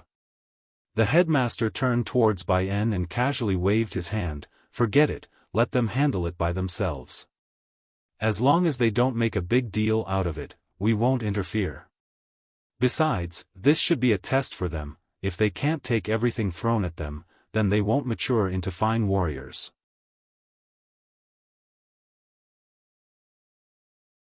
Chapter 25, Instructing Big Brother in a blink of an eye. 3 days had passed since the fight between Ka Diyun and Jian Chen had taken place.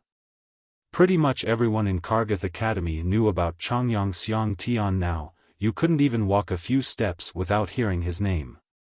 In the past 3 days, Jian Chen had spent every morning teaching his big brother martial techniques in the grottos. Other than that, he spent the rest of his time cultivating. The Class 3 monster core had drastically improved his cultivation rate.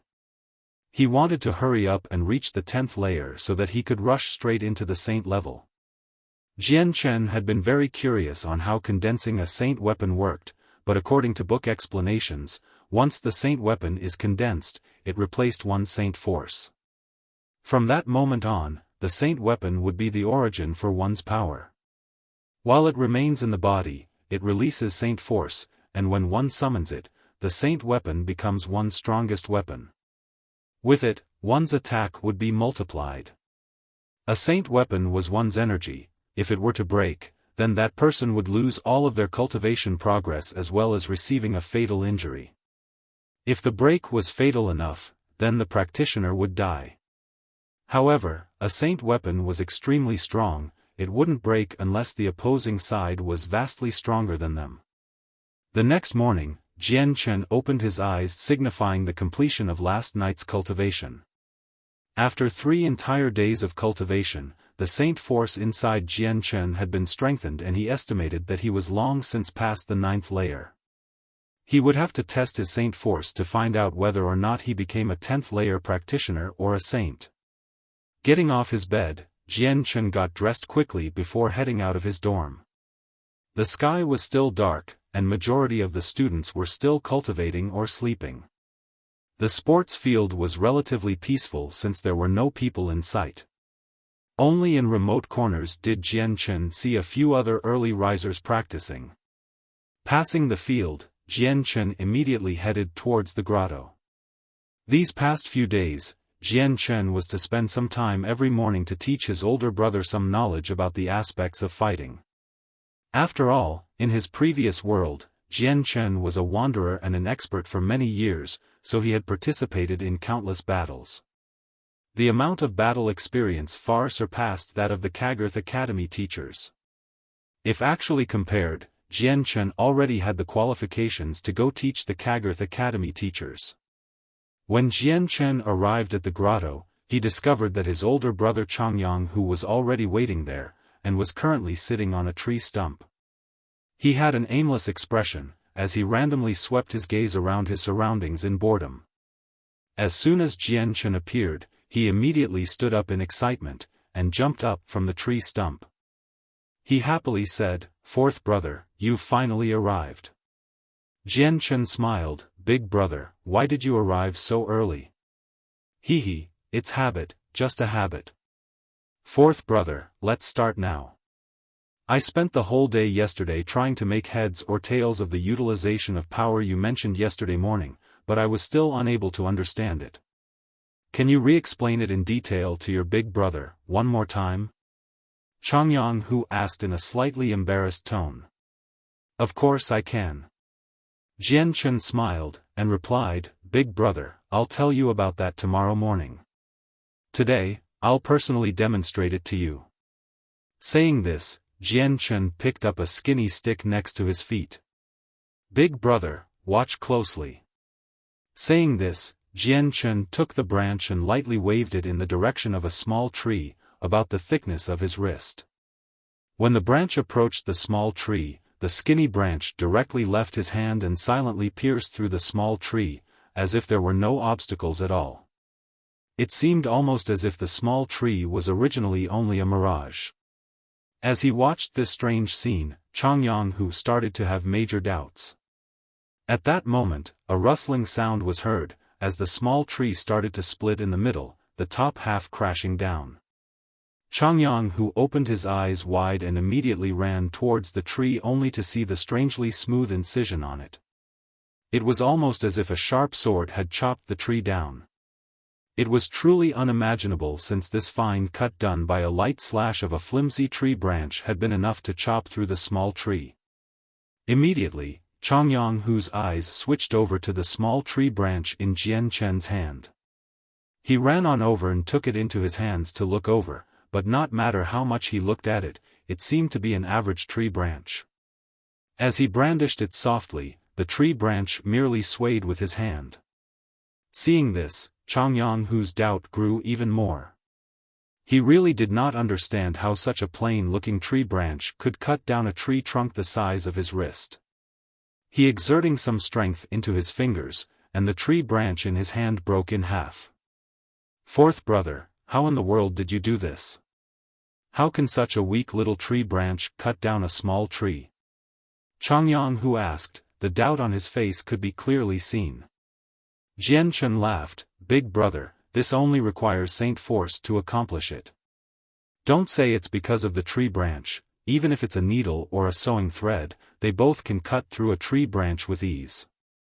Of course, my current strength isn't strong enough to do that. What, a sewing needle and string can cut through a tree? Fourth brother, do you have a fever or something? This can't be possible. Changyang Hu cried out in shock. He couldn't believe what Jian Chen had said at all, since he had never heard of such a thing since he was born. To him, this was an impossible feat. Jian Chen smiled from the start to finish of Changyang Hu's outburst. He had not expected him to react differently. But Jian Chen didn't bother to explain. When the day came where Changyang Hu's strength was strong enough, he would understand. Jian Chen picked up another tree branch from the ground and said, big brother, you're still wondering how I could use a tree branch to cut through a tree, right? Take another look, I'll demonstrate one more time. Changyang Hu went silent as he became entirely focused on the tree branch in Jian Chen's hand. He didn't dare to get distracted now, just in case he missed out on some details. Waving the tree branch in his hands, Jian Chen's eyes flashed once before the tree branch suddenly distorted in his hands, causing the bent parts of the tree branch to slowly straighten. In the way it had been warped, it was almost as if it had a life of its own, since it was moving in the same manner as a snake would. It slowly started to move around in midair. Those who saw the sight would only be able to describe it as weird. Changyang Hu's eyes grew wide from this strange display as he couldn't believe what he was seeing. With his eyes so wide, he looked as if he'd seen a ghost. He couldn't believe it at all. It was only a tree branch, and yet it had unexpectedly started to move around by itself. Jian Chen's eyes started to emit an amazing light as he cried, big brother, please watch carefully. Jian Chen grabbed onto the perfectly straight tree branch and walked forward with it towards another small tree nearby. His movements weren't fast at all. In actuality, they were very slow. Inching towards the tree, the moment his tree branch touched against the tree, it was as if the tree branch was being absorbed into the tree. Slowly, the tree branch went deeper and deeper into the tree trunk before it finally skewered itself through it. This act stunned Changyang Hu into silence as he focused onto the impaled tree trunk. His mouth dropped open so much that an egg could fit inside. His eyes were filled with an expression of disbelief. Fourth brother, how did you do that? Changyang Hu shivered in awe. Even his heart was violently pulsing as his eyes were still planted on the tree. With a faint smile, Jian Chen answered, big brother, it's actually not that hard to do this. As long as you harmonize your Saint Force with the tree branch, then even though it's just a normal tree branch, it will turn into a sharp weapon. If one's strength is strong enough, then the tree branch can cut as easily as an iron sword. To harmonize the Saint Force and the tree branch, Changyang Hu's eyebrows furrowed in concentration as he muttered. Immediately, he grabbed a tree branch on the floor and following Jian Chen's instructions, he began to infuse the tree branch slowly with his Saint Force. Pang! At the very moment when his Saint Force made contact with the tree branch violently exploded and sent pieces of it flying throughout the air. Big brother, your Saint Force is excessively fierce, so the frail tree branch wasn't able to bear it. Also, you're not proficient enough to control your Saint Force to a fine level yet. Remember, when you harmonize the Saint Force into the tree branch, you must make sure to transform the Saint Force into a soft type of energy, not a violent one. Jian Chen instructed. Hearing that, Changyang Hu became puzzled. Fourth brother, how does one make their Saint Force become a soft type of energy? Turning the Saint Force into a soft type of energy is merely just a different way of using it, that's all. Trying to explain this mystery anymore would be useless since only you can understand yourself. Big brother, starting from today, whenever you have spare time, try to harmonize the tree branch with your saint force. This way, it'll also strengthen your saint force. In the future, if you can reach the level I showed you today, it'll bring you many good benefits when you cultivate. Jian Chen explained, almost as if he was a teacher instructing his students. However, Jian Chen knew that if Changyang Hu wanted to accomplish what he had just demonstrated, trying to make a frail tree branch strong enough to pierce through a small tree in such a small time, it would definitely not be accomplished in such a short amount of time. This required a high mastery of one's saint force, and without a sufficient amount of practice, Changyang Hu would definitely not be able to harmonize the two together. Having a wooden tree branch harden into a sharp weapon like an iron sword was not simple at all. Infusing an iron sword with saint force would be easier, for example, but while an iron sword could support a larger amount of saint force, a tree branch could not, and required a gentle control. Changyang Hu nodded, and after some contemplation, once again picked up the branch to try again. However, without exception, every single one of his attempts resulted in failure, not a single time did he succeed. He was completely unable to merge the spirit force into the tree branch. Every time his inner spirit force approached the tree branch would explode, unable to bear his overly fierce and intense spirit force. Jian Chen stood on a side and watched Changyang Hu practice, and at the same time, he continued to instruct his brother. They continued all the way until the sun had risen above them. Only then did Jian Chen leave the grotto, leaving Changyang Hu alone as he continued to try without stopping. Next to him, the ground already had a huge pile of broken tree branches.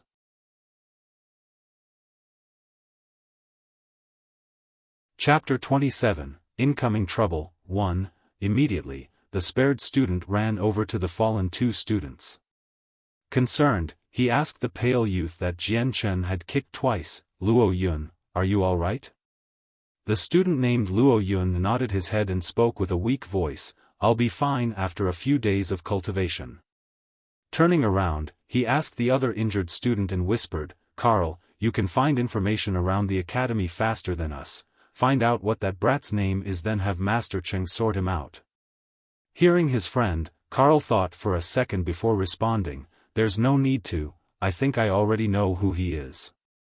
The other two students' face lit up as Luo Yun said, "That's great then, Carl, who is he?" In this year's annual freshman competition, there was an unusually strong competitor, the very same one that beat the saint, Ka Di Yun, while being an 8th Saint Force layer practitioner. "I think he's that person." Carl's face grew dark as he said it. As the two students heard Carl, their faces immediately changed. Looking at each other, Luo Yun said, "Could he really be that Changyang Xiang Tian?" Carl nodded his head, "It's very possible. Within the newest group of freshmen, only Changyang Xiang Tian could beat me. If he really is Changyang Xiang Tian, then we can't even be considered his opponents on any reasonable level if he can really beat that saint, Ka Di Yun. Even if he didn't use his saint weapon, that's still enough proof of Changyang Xiang Tian's strength. Even if he really is Changyang Xiang Tian, he still dared to cross my path. I definitely won't let him have a peaceful time at this academy," spoke the first person who had been attacked by Jian Chen. Luo Yun's white face started to sneer as he growled, "That's good, our Luo clan's young master had been asking around for news about Changyang Xiang Tian recently. If he hears about this, the young master will be happy. It's a pity that we didn't know where he was for the past few days. After searching for him, who knew that he would coincidentally just show up here and now? Luo Yun, you go find the young master of your Luo clan, Chen Feng, and I will call out Master Cheng. I doubt that Changyang Xiang Tian would be a match for Master Cheng." Carl growled. "Fine, we'll all do what we need to, but I suggest that we leave one person behind to continue observing Changyang Xiang Tian. Since the academy is so large, if Changyang Xiang Tian decides to hide, we'd never be able to find him," Luo Yun proposed. Carl nodded his head before turning to his friend behind him. Chen Feng, you stay here and observe him, I'll go find Master Cheng. No problem. Chen Feng promised without hesitation. After the tasks had been split up, Chen Feng left to trail Jian Chen, while the two other students picked up the still unconscious one and left to do their own task. Within the library, Jian Chen sat down at a nearby table with 2 books and began to eagerly read. Because the day was still early, the library was very empty and quiet. Aside from Jian Chen, there was only a middle-aged female janitor nearby bustling around. The woman was around 40 years old with an average appearance. Since she had no talent in cultivation, she was only at the 6th Saint Force layer, even though she was already 40. Even the weakest student in Kargath Academy was stronger than her. The woman tilted her head up to look at the studying Jian Chen, and although she didn't know his name, Jian Chen had left a deep impression on her. Aside from the past 3 days, Jian Chen had always been the first student to enter the library, and was always studying for the whole day. There were even some days where he didn't eat lunch to continue reading. The janitor lady had already been serving the academy for many years, but Jian Chen had been the very first student she had ever seen that was so hardworking. What a hardworking child! She had muttered to herself as she set out to do her tasks. In a large room, a youth around 20 years old stood in the middle of the room with his eyes closed. His body was positioned in a very strange way, and like a log, he just stood there without moving a single inch. Dong dong dong. At that moment, a muffled knock was heard from the other side. At the same time, the youth with the closed eyes began to slowly open them, and maintaining his strange posture, he stared at the door. Who is it? He called out. My lord, it's me, Luo Yun. Came the voice from outside. Enter. He stated. The door opened, allowing the 20-year-old man to see one of the 4 students that was beaten up by Jian Chen. Luo Yun. Luo Yun looked at the weirdly positioned youth without batting an eye, as if this wasn't a strange occurrence. That was because this weird position was actually the Luo clan's method of cultivation. In the Tian Yuan continent, there weren't many training manuals recorded. Among the few of them were cultivation meditation, and even less people had mastered a new position to cultivate in. The Luo clan was definitely the latter and would put their bodies into a position unique to them in order to maximize their cultivation. Luo Yun walked over to the other youth and stooped over in respect. Master, for the past few days you've been searching for the whereabouts for Changyang Xiang Tian. I've just recently found and met him. Although Luo Yun had a great standing within his clan, in front of this youth, even he would not dare to be arrogant. That was because this youth was Luo Jian, the first son of the clan leader of the Luo clan. Along with the loving affection from the clan leader, he was deemed to be the future successor of the Luo clan, and so Luo Yun had wanted to curry favor with him. You found Changyang Xiang Tian. Upon hearing that, Luo Jian's eyes brightened up. Noticing Luo Yun's pale face, Luo Jian's eyes trailed down Luo Yun's shirt to see the single footprint on his chest. With a haughty voice, Luo Jian said, seeing you in such a sorry state, it would appear that this Changyang Xiang Tian forced you to suffer quite a bit. Luo Yun's face grew angry as he spoke. What the Lord says is correct. I just recently saw Changyang Xiang Tian and politely asked him to come visit my lord. But that Changyang Xiang Tian was completely outrageous and arrogant beyond belief. Not only that, but he is extremely violent, and most importantly, he did not care for you at all. He said that the Lord is, Luo Yun started to trail off from hesitation. Luo Jian scowled, don't just stand there and stutter, what did Changyang Xiang Tian say about me? Luo Yun's eyes flashed with an indignant color as he hesitated for one last time.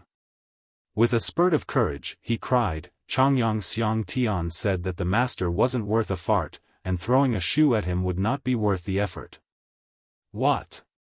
Luo Jian's face grew just as angry as his emotions. Although the Luo clan was not extremely influential within the Tian Yuan continent, within the Jessen kingdom, they were one of the most prestigious clans with a 200-year-old history. In the Jessan kingdom, the amount of clans that could beat them in power could be counted on one's hands. When it came to the successor of the Luo clan, it can be said that Luo Jian was a noble of extremely high standards that even the crowned prince and princess of the kingdom could be considered to be on the same footing as he was. He didn't think that within the Kargath Academy there would be an unknown freshman that would dare to be so egotistical. In his entire life, he had never seen someone so arrogant towards him. Luo Jian's stare grew cold towards Luo Yun. He really said this? The amount of anger was hardly being concealed by Luo Jian's tone. Seeing Luo Jian's reaction, Luo Yun was secretly delighted. However, he quickly regained himself and said, "Yes, my lord, what Luo Yun says is true. I wouldn't dare lie to you, this Changyang Xiang Tian is truly too arrogant. He never saw you as anyone worthwhile, and even dared to spout out arrogant words. If we do not teach him a lesson, then I fear that the Lord will lose face and be the target of ridicule within the academy." The more Luo Yun spoke, the angrier Luo Jian became. Standing to his feet, he growled, "Where is Changyang Xiang Tian? I want you to bring me to him, and if he truly doesn't see me as someone worthwhile, then I shall see how strong he is." "Yes, of course. Please follow me, my lord." Luo Yun exited the room and brought the angry Luo Jian out of the room with him towards the library. At the same time, within one of the rooms in Kargath Academy, the respectful Karl brought another 20-year-old youth out and towards the library. As they passed through the sports field, a few seniors noted the group with looks of surprise. Their comments could be heard from all directions. "AI, isn't that person walking over there Lord Cheng? He hasn't been seen around the academy for over a year already. What wind blew him here today?" A senior around the same age as him said in surprise. "I've heard that a year ago, Lord Cheng had already reached the middle levels of sainthood, so there's no telling how strong he is now. Lord Cheng is definitely the genius of Kargath Academy. He had condensed a saint weapon at the age of 19 and became a saint. At the age of 20, he then reached the middle levels of sainthood. 1 year has passed already, so the Lord Cheng must have reached the upper levels of sainthood with his talent in cultivation. Definitely, Lord Cheng is the #1 genius at cultivation at Kargath Academy." The headmaster had even said before that by the age of 23, Lord Cheng would definitely become a great saint. Becoming a great saint by the age of 23, Lord Cheng is truly amazing. Many of the seniors in Kargath Academy are still at the rank of the 10th layer of Saint Force. As Karl walked down the path slowly, the seniors that saw the pair walk by continued to gossip. Lord Cheng was a very well-known figure within Kargath Academy, not for his character, but for his cultivation rate that would astound anyone. Within the Tian Yuan continent, he could be considered to be a prodigy blessed by the heavens, and in Kargath Academy, he could be considered as standing at the peak of the strongest experts. At this moment, Jian Chen was still pouring his interest into the book in his hands, completely unaware of the incoming trouble.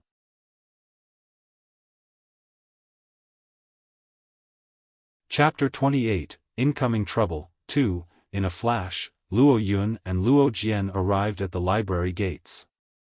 A few feet away from the big gates, the one who had been trailing Jian Chen, Chen Feng, was leaning against a tree trunk.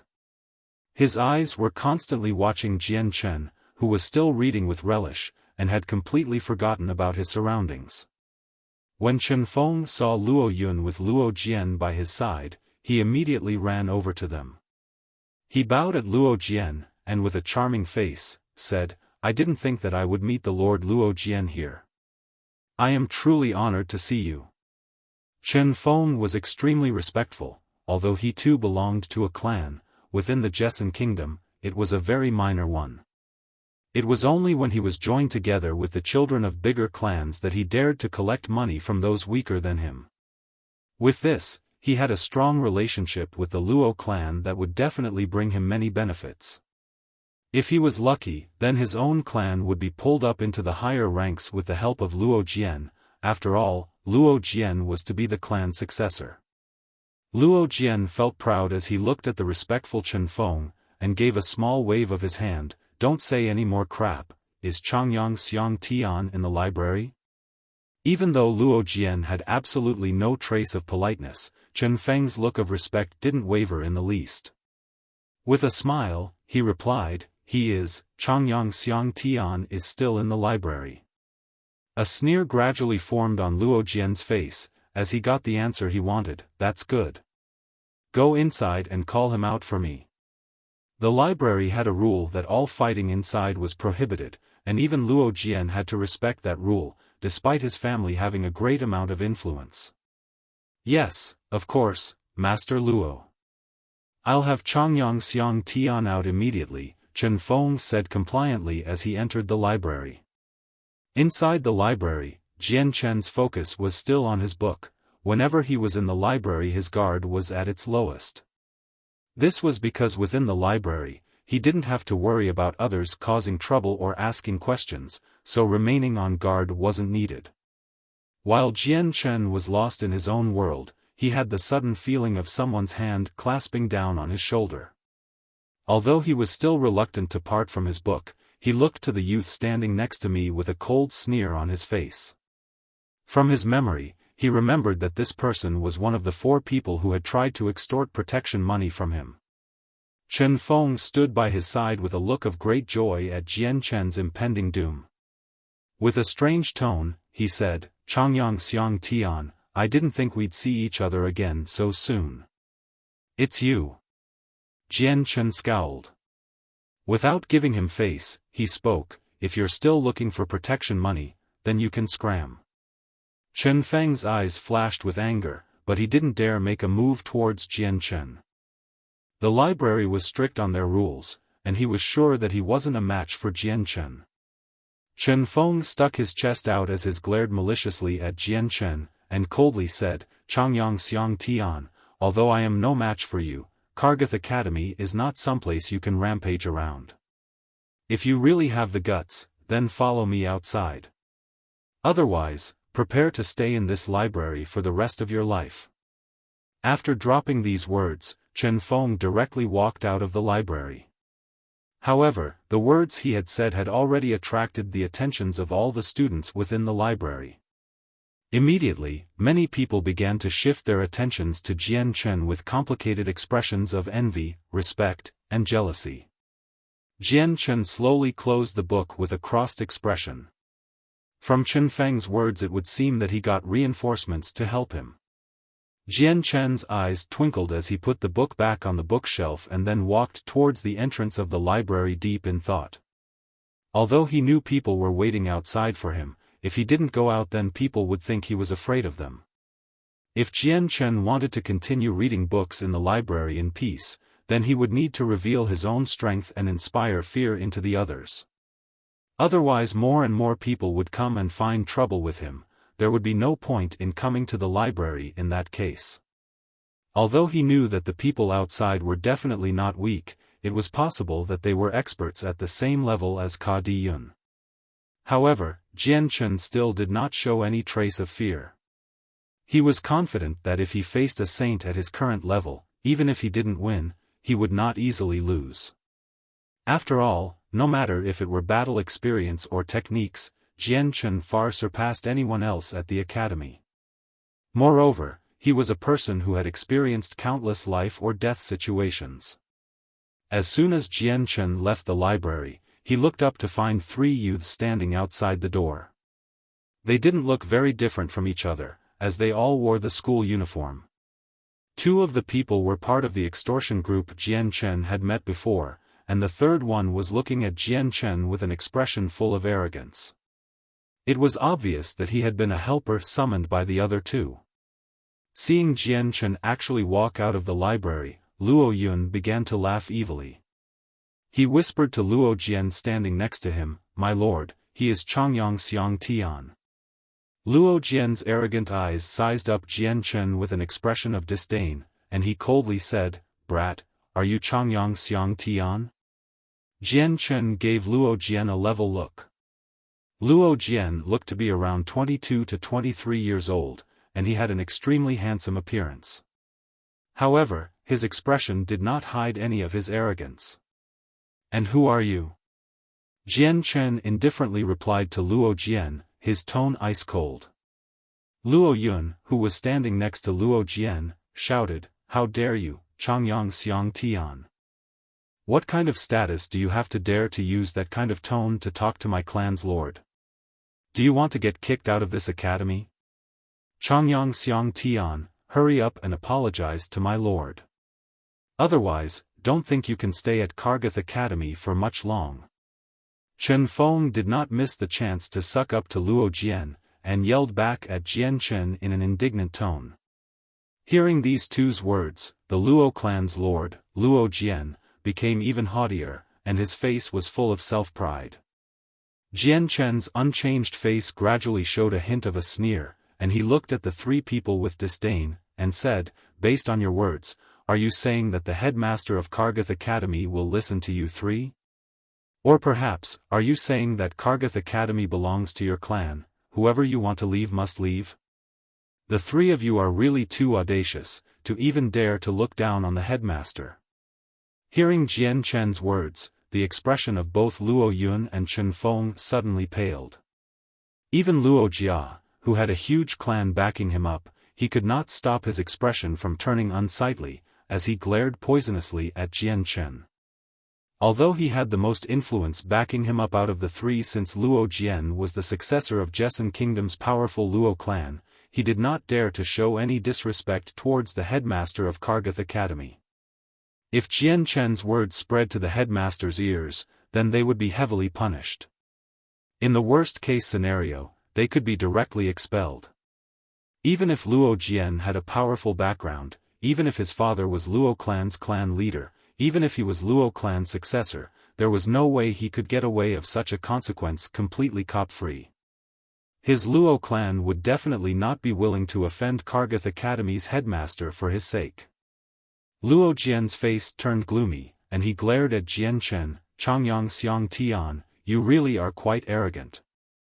I just wonder if you have the qualifications to be so arrogant." Jian Chen laughed in disdain, and coldly replied, "Stop wasting your breath, just say why you've come looking for me." Luo Jian let out a smile filled with a murderous intent. "The reason I came is very simple.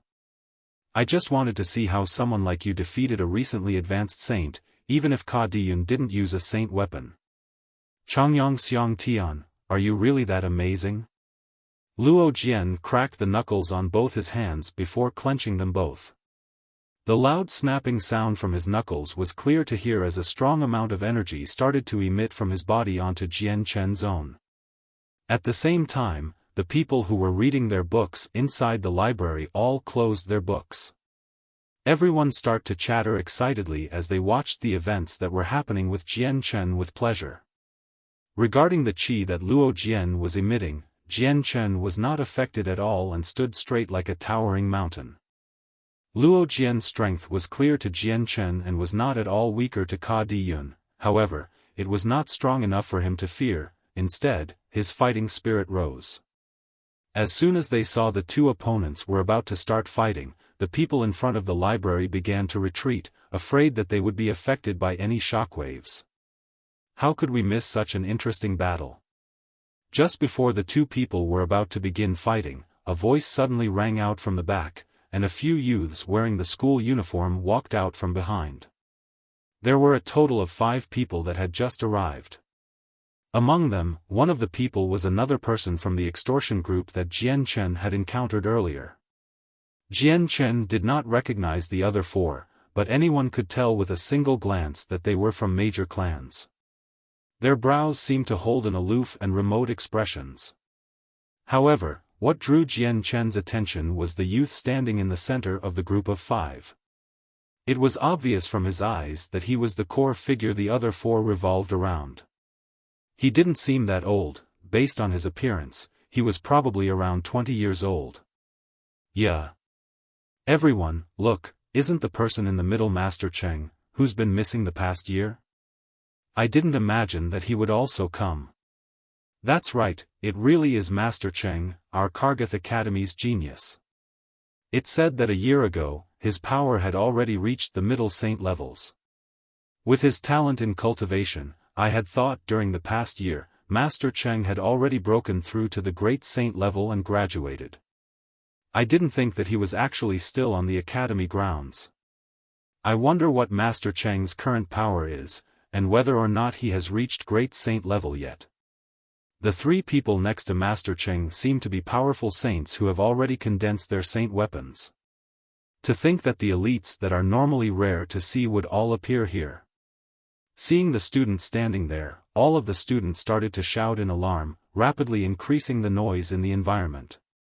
Cheng Mingxiang, you've come at just the right time. If you were the slightest bit late, you would have missed this interesting show. Seeing the youth amongst the crowd, Luo Jian immediately stopped his imposing manner, and laughed as he greeted the youth. He then nodded at the other three students following behind.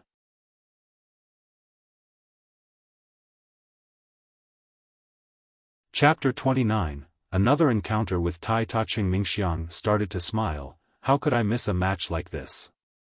He stared down at Jian Chen with disdain before saying, do you think that's Changyang Xiang Tian?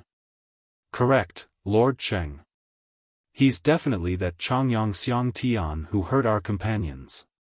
Luo Jian said as he stood behind Carl. Cheng Mingxiang nodded his head and said slowly, Changyang Xiang Tian, you're definitely not bad, to even hurt my comrades. His voice was getting darker with each word.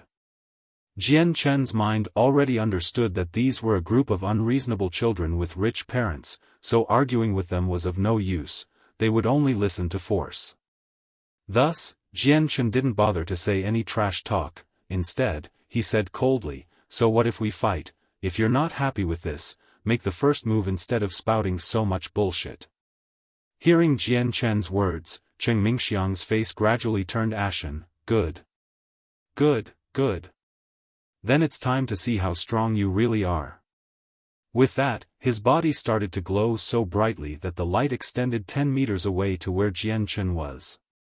Dashing forward, he launched his fist towards Jian Chen's nose. Against a person who wasn't even a saint, he wouldn't even bother using his saint weapon. Even Jian Chen knew that Cheng Mingxiang's strength far surpassed Ka Di Yun. The difference in saint force was far too great with his own as well. Therefore, Jian Chen absolutely could not afford to take that fist. Just when Cheng Mingxiang's fist was about to connect with Jian Chen's head, his head suddenly blurred and dodged the fist. At the same time, Jian Chen's two fists went up to grab at the incoming arm from Cheng Mingxiang. Assuming a horse stance, he stiffened his back and pulled at the arm with both of his own. Originally, when Cheng Mingxiang was attacking, his center of gravity had been leaning forwards. Now, Jian Chen had pulled him further, he momentarily lost control over his body, and he began to fall forwards. However, Cheng Mingxiang was quick to respond. Stamping on the ground with his foot, he exerted all his force to try to prevent any further pull from Jian Chen. As he did that, however, Jian Chen suddenly let go of Cheng Mingxiang's arm and immediately pummeled at his stomach with a barrage of blows that were as fast as lightning. Since Cheng Mingxiang's center of gravity was now focused towards the back, when Jian Chen had punched him with all his might, his legs couldn't help but stumbled backwards, as if he was struggling to avoid falling. After falling back 10 steps, Cheng Mingxiang finally regained his bearings, but his face had long since turned into the same color as a pig's liver. With a dark and ominous expression, he glared at Jian Chen maliciously. Because of his majestic body, he was considered to have one of the strongest in the academy, so how could he not feel furious at this? If the academy found out his body was actually hit and injured like this, then he would no longer have face within the academy and become a laughing stock. After thinking about the consequences of this, he glared at Jian Chen with a stare that could kill, since this was an utter disgrace to him. Already, the entire audience had become absolutely quiet. Luo Jian's own face had become sluggish as he stared at Jian Chen with a surprised look. This was far beyond his wildest imagination, and not just his own, but everyone else watching. Cheng Mingxiang was a talented genius when it came to cultivation, and even saints couldn't match him in a hand-to-hand fight. To have Jian Chen make him suffer such a loss and put him in such an ugly state was very surprising. Glaring once more at Jian Chen, Cheng Mingxiang's arm started to release a silver type of qi before forming a two-handed sword. He snarled, saying, "Changyang Xiang Tian, I will definitely cripple you today." With that declaration, he surged towards Jian Chen with the silver sword in tow. "Stop!" Right as Cheng Mingxiang had started to move, another deep voice had shouted over the crowd and noise. Immediately, everyone saw a rather robust and suntanned youth slowly walk forward. When Jian Chen saw the sturdy youth come forward, his eyes widened in shock. It was because this person was also a participant in the freshman competition and the person with the heavenly blessed strength, Tai Ta. The moment when Luo Jian and Cheng Mingxiang's men looked at Tai Ta, their faces started to change, an abject fear taking hold of them. Luo Yun didn't recognize Tai Ta at all, so with an arrogant cry towards Tai Ta, he demanded, "Who are you?" "This is business concerning Lord Luo and Lord Cheng, so don't interfere, otherwise you'll regret it. Shut your mouth." Not even waiting for Luo Yun to finish talking, Luo Jian cut into Luo Yun's speech. Not even paying attention to Luo Yun's look of surprise, Luo Jian's face contained a smile towards Tai Ta as he cupped his hands in salute. So it was Brother Tai Ta after all. This one wonders what Brother Tai Ta is doing here. Tai Ta looked at him with a strange look before speaking in a low voice, "Who are you? I don't recognize you at all." Not understanding why Luo Jian's face became so unsightly, Tai Ta directly walked towards Jian Chen and lifted his hand to clasp onto Jian Chen's shoulder. "Changyang Xiang Tian, I didn't think I'd meet you here of all places. It has been so many days since I last saw you," he boomed. Jian Chen also gave a faint laugh. "Tai Ta, let us put off this chat for now and let me take care of a few troublesome matters first." Listening to what Jian Chen said, Tai Ta's head whipped over to Cheng Mingxiang and Luo Jian's group and slowly stared at them before pointing a finger. "Changyang Xiang Tian, could it be that they're trying to bully you?" "It could be said that way, yes," Jian Chen indifferently said as he crossed his arms in front of his chest. As soon as he heard this, Tai Ta immediately rolled up his sleeves. He fiercely looked at the opposing group of people and loudly declared, "Changyang Xiang Tian is my brother. Anyone who bullies him is bullying me as well. Whoever wants fight, come out. Even though my power might not be that strong, I, Tai Ta, am not afraid of you guys." Hearing Tai Ta's words, Jian Chen hesitated for a second. He looked at Tai Ta in confusion, not quite understand when he had become Tai Ta's brother. Cheng Mingxiang and Luo Jian's expressions changed. They glanced at each other with a serious look. It was obvious that they were somewhat afraid of Tai Ta.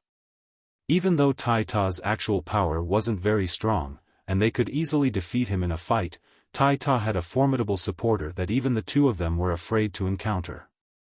This was why they had never dared to touch Tai Ta at Kargath Academy. Neither of the people spoke, and Carl and Luo Yun had already realized from Luo Jian's attitude that Tai Ta's identity was not normal. Thus, they made the smart decision of not making a sound.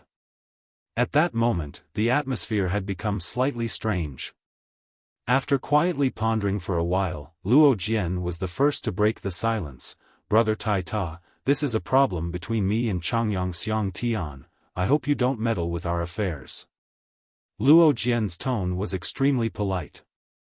He clearly understood that although Tai Ta was a commoner, his current status was without a doubt not any less powerful than his. It was even higher than his by a bit. Even if he was the successor to the Luo clan, his status was at most equivalent to Tai Ta's. Luo Jian's words made all the spectators shocked. There were quite a few seniors amongst them that recognized both Luo Jian and Cheng Mingxiang, and they knew that although their individual statuses weren't that high, they both had great clans backing them up. And yet, at the moment, the two of them had suddenly acted polite to Tai Ta. This made the library spectators curious about Tai Ta's identity. They couldn't imagine what kind of background Tai Ta must have to have been so domineering, and to make the insufferably arrogant Luo Jian and Cheng Mingxiang so cautious and fearful. Unfortunately, Tai Ta had no intention to appreciate the offer. Without giving face, he said, I already said earlier, Changyang Xiang Tian is my brother. His problems are my problems. If anyone has complaints, then everyone should direct them towards me. Luo Jian's expression changed colors, and his eyes showed a serious expression. In regards to Tai Ta, he really didn't dare to offend him too much. At that moment, Cheng Mingxiang snorted, and he glared at Tai Ta. In a heavy voice, he said, Tai Ta, do you really want to butt into this business?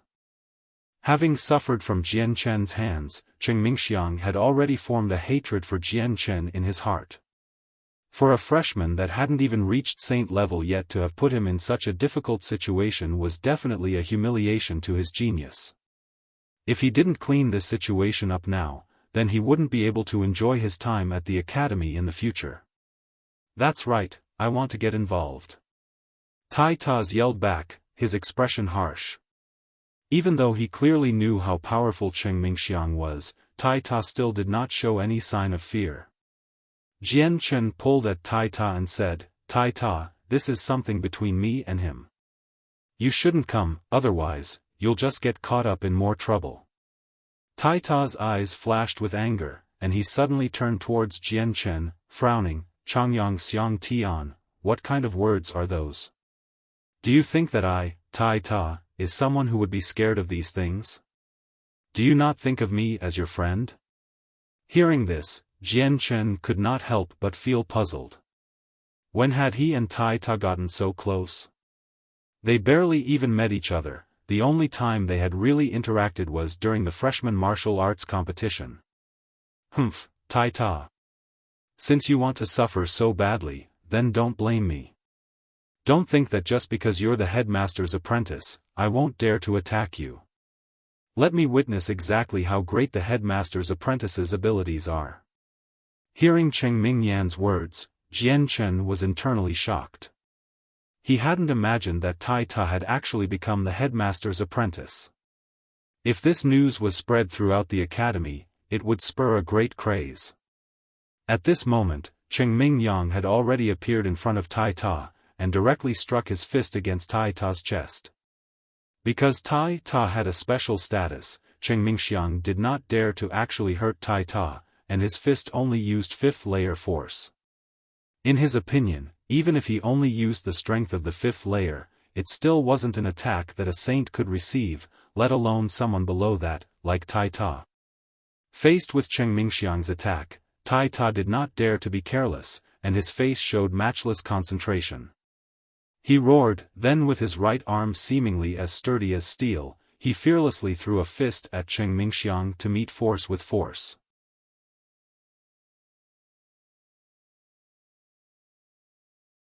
Chapter 31, A Breakthrough. Peak of the 10th layer. Bai En's terrifying gaze lingered on Luo Jian for some time before snorting loudly. His gaze then shifted over to the still fighting Tai Ta and Cheng Mingxiang before he said in a low voice, Are you still not stopping? His voice boomed like thunder, as the two people were struck by the loud echo, causing them to temporarily go deaf. Tai Ta and Cheng Mingxiang immediately paused, the moment they saw the vice headmaster. Tai Ta suddenly smiled with no small amount of excitement. Cheng Mingxiang's face, on the other hand, changed into one full of fear. Tai Ta walked up to Jian Chen and slowly looked him over carefully. In a low voice, he whispered, Changyang Xiang Tian, are you hurt? Jian Chen only shook his head before giving him a meaningful stare to stay silent. Tai Ta only laughed in response. Although he had the heart and body of a tiger, he could understand the meaning behind Jian Chen's actions. Without saying anything more, he stood behind Jian Chen and remained silent as per his wishes. However, Tai Ta still continued to look carefully at Cheng Mingxiang and winked at him as if to provoke him. Clearly the fight he had just now wasn't enough for him to fully enjoy it. The vice headmaster, Bai En shot a strong glance towards Luo Jian and Cheng Mingxiang. Luo Jian, you've already broken the rules of the academy, you know your crime. Luo Jian lifted his head in aggravation. Vice headmaster, giving pointers amongst students is very common. Changyang Xiang Tian and I were only doing that and not anything else. As for me breaking the academy rules, your student inquires of you, which rule did I break? Humph, you still dare to quibble like this. Bai En growled. Luo Jian, what is the 66th rule for Kargath Academy? Luo Jian titled his head in thought before answering. The 66th rule is that fighting in the library and the destruction of the library is prohibited. Bai En continued to stare at him. If it weren't for me blocking your sword chi, then I'm afraid that the library gates would have been broken by you. Luo Jian, do you recognize your crime now? Luo Jian's face suddenly dropped after hearing that. What the vice headmaster said was correct. If the sword chi he had shot out was dodged by Jian Chen and continued onwards, then the library gates would have been broken beyond repair and might have also hurt the audience that was watching. Whether or not Jian Chen would have been able to dodge the sword chi, Luo Jian didn't dare to say. If he did voice out this scenario, then he was afraid of another charge being dropped on him. Because the school had clear-cut rules, it said that students were free to give each other pointers, but if they were to intentionally hurt someone, then they would be severely punished. Besides, he had deliberately used his sword chi to injure someone who wasn't even a saint yet, so the situation was even more complex. Although he had expected this type of end result, he had thought that he would be able to get away with more. But since the vice headmaster was here, the situation had developed into a way he hadn't expected. Right now, in Luo Jian's heart, he could only hope that the vice headmaster wouldn't give them too harsh of a punishment. Luo Jian has recognized his crimes. He said in direction of the vice headmaster. He didn't dare be arrogant. Bai En snorted once more to himself before saying, Luo Jian, you have already violated one of the rules of the academy, I therefore sentence you to the contemplation hall to reflect on your crimes for a month. Do you have any objections? The contemplation hall was where students who had violated the rules of the academy would go to. Although it had the word hall in its name, it was nothing more than a small stone house. It was smaller than a dorm room and could hold only one person within it. Once the door was closed, the person inside would be placed inside a pitch-dark room. No matter how strong the outside light was, it would not be able to penetrate through the stone house. Aside from seeing nothing, no sound would be able to get across either. Even if the strongest hailstorm was happening, the person inside would not notice a thing. Luo Jian has understood with all of his heart, and has no objection. He said with a bow of his head. His tone was respectful, and no one would have thought that while he looked repentant, the poison in his heart was growing with his grievances against Jian Chen. The vice headmaster nodded his head, a jollier expression was returning to his face. You may leave then and look for the contemplation hall yourself to reflect. Afterwards, Bai En turned his eyes towards the anxious Cheng Mingxiang. Cheng Mingxiang, even with your strength, to think that you were bullying a freshman, our Kargath Academy has lost face because of you. Cheng Mingxiang expressionlessly said, Vice Headmaster's teachings are correct. Ming Xiang understands his wrongs, and will not repeat them ever again. Cheng Mingxiang, I hope that you bear in mind, this is Kargath Academy, not your Huayun sect. If you want to continue living within Kargath Academy, then you must learn to comply with the rules. Otherwise, even if you are the young lord of the Huayun sect, you will be punished accordingly. I hope that there won't be a repeat of this event. You may leave.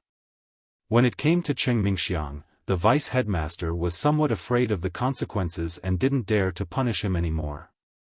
Cheng Mingxiang did not utter another word, as he and his followers quietly left the place. Seeing the worst come to pass, Luo Yun, Chen Feng, and Carl did not continue to stick around, and left dejectedly.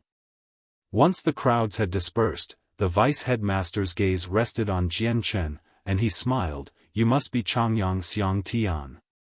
Jian Chen nodded, and in a tone that was neither overbearing nor servile, he replied, yes, I am him. The vice headmaster properly sized Changyang Xiang Tian up, and his previously solemn expression disappeared. He smiled and said, having not yet achieved saint level and yet still managed to force Luo Jian to summon his saint weapon, Changyang Xiang Tian, you're quite good. Vice headmaster, you're exaggerating too much. It was only due to a moment of fortune, Jian Chen plainly replied, his expression completely devoid of any arrogance. As his eyes gazed at Jian Chen's collected expression, Vice Headmaster, Bai En, nodded his head in praise. Changyang Xiang Tian, you need to properly cultivate, and aim to become saint level as soon as possible. Many thanks to the Vice Headmaster's concern. I will definitely continue to cultivate diligently, Jian Chen smiled. Afterwards, Bai En's gaze returned to Tai Ta, although now that you're the headmaster's apprentice, your identity has changed, you must still remember that only by improving your own power by yourself will you really earn people's respect. Only that way can you support yourself in Tian Yuan continent. Do you understand? Tai Ta cleverly nodded, and replied in a muffled voice, Tai Ta understands. Yes. The vice headmaster nodded, and continued, although you are at the peak of talents, and your future is boundless, you cannot, under any circumstance, become confident. You must always face everything in a calm and collected manner. You also cannot learn anything from those aristocratic families, since you are now the headmaster's apprentice. Your future training will be more arduous, and you will have to spend more time on cultivation. You definitely cannot waste the headmaster's painstaking efforts. At these words, Tai Ta patted his chest and promised Bai En, Vice Headmaster, don't worry. I, Tai Ta, will definitely cultivate diligently. I will absolutely not make Master lose face. The Vice Headmaster smiled and nodded, leaving the room. Once he had left, Jian Chen and Tai Ta chatted for a bit longer, and after exchanging goodbyes, Jian Chen returned to the library to read his books. When Jian Chen returned to the library, the students originally watching from within the library all disappeared without a trace. Not long after, the two moving news had traveled around the entire Kargath Academy at an unbelievable rate. The freshman martial arts competition's second place, Tai Ta, actually became Kargath Academy's headmaster's apprentice. Moreover, he had an intense fight with the cultivation genius, Cheng Mingxiang. The freshman martial arts competition's freshman ruler, Changyang Xiang Tian, used only his bare hands, and managed to force a middle saint level, Luo Jian, to use his saint weapon in a battle. Finally, Luo Jian disturbed Vice Headmaster Bai En, and ended up being confined in the contemplation hall for a whole month as punishment. These two pieces of news had already been spread to every corner of Kargath Academy in the short span of 2 hours' time, shocking both teachers and students alike. At the same time, Tai Ta had become the most well-known celebrity in Kargath Academy. He was originally just a commoner, but now that his identity had gone through world-shaking changes, nobles that had originally looked down on him because of his background now looked at him with new expressions. From that day on, Tai Ta had also become the child that people with varying amounts of influence tried to rope into their families. Although Jian Chen's name had also spread around the academy, it had already completely been overtaken by the extreme radiance from Tai Ta's news. However, Jian Chen paid no mind to it. Despite this, there were still many female students that looked at Jian Chen with sparkling gazes of infatuation. Jian Chen's appearance was extremely handsome, and was definitely not any lower than any other male in Kargath Academy. Combined with his unique grandeur and his powerful abilities, he was definitely a lady killer.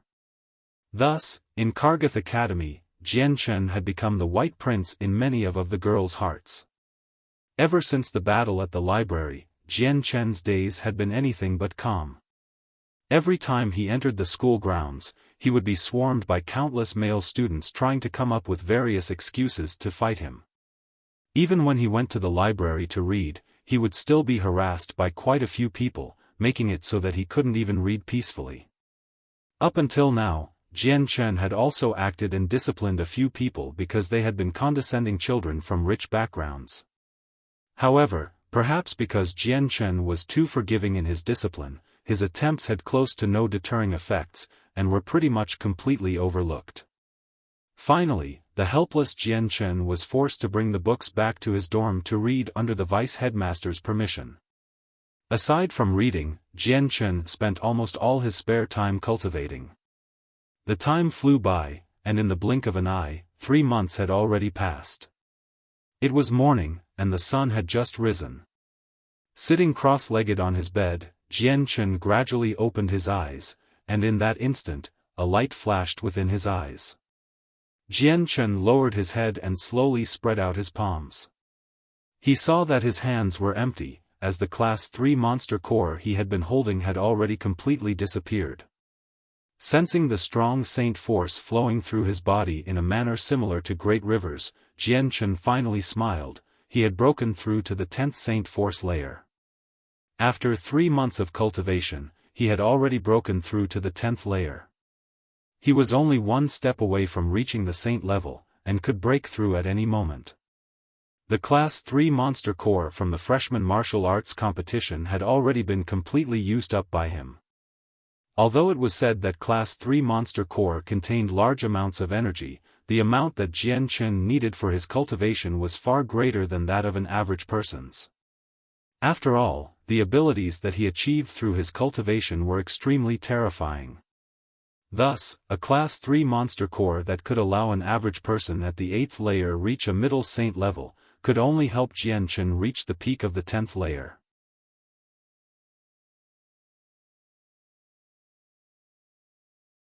Chapter 32, Monster Core Hunt. Jian Chen looked outside at the sky from his window. The sun had been out for a while, so Jian Chen knew that it was no longer early in the morning.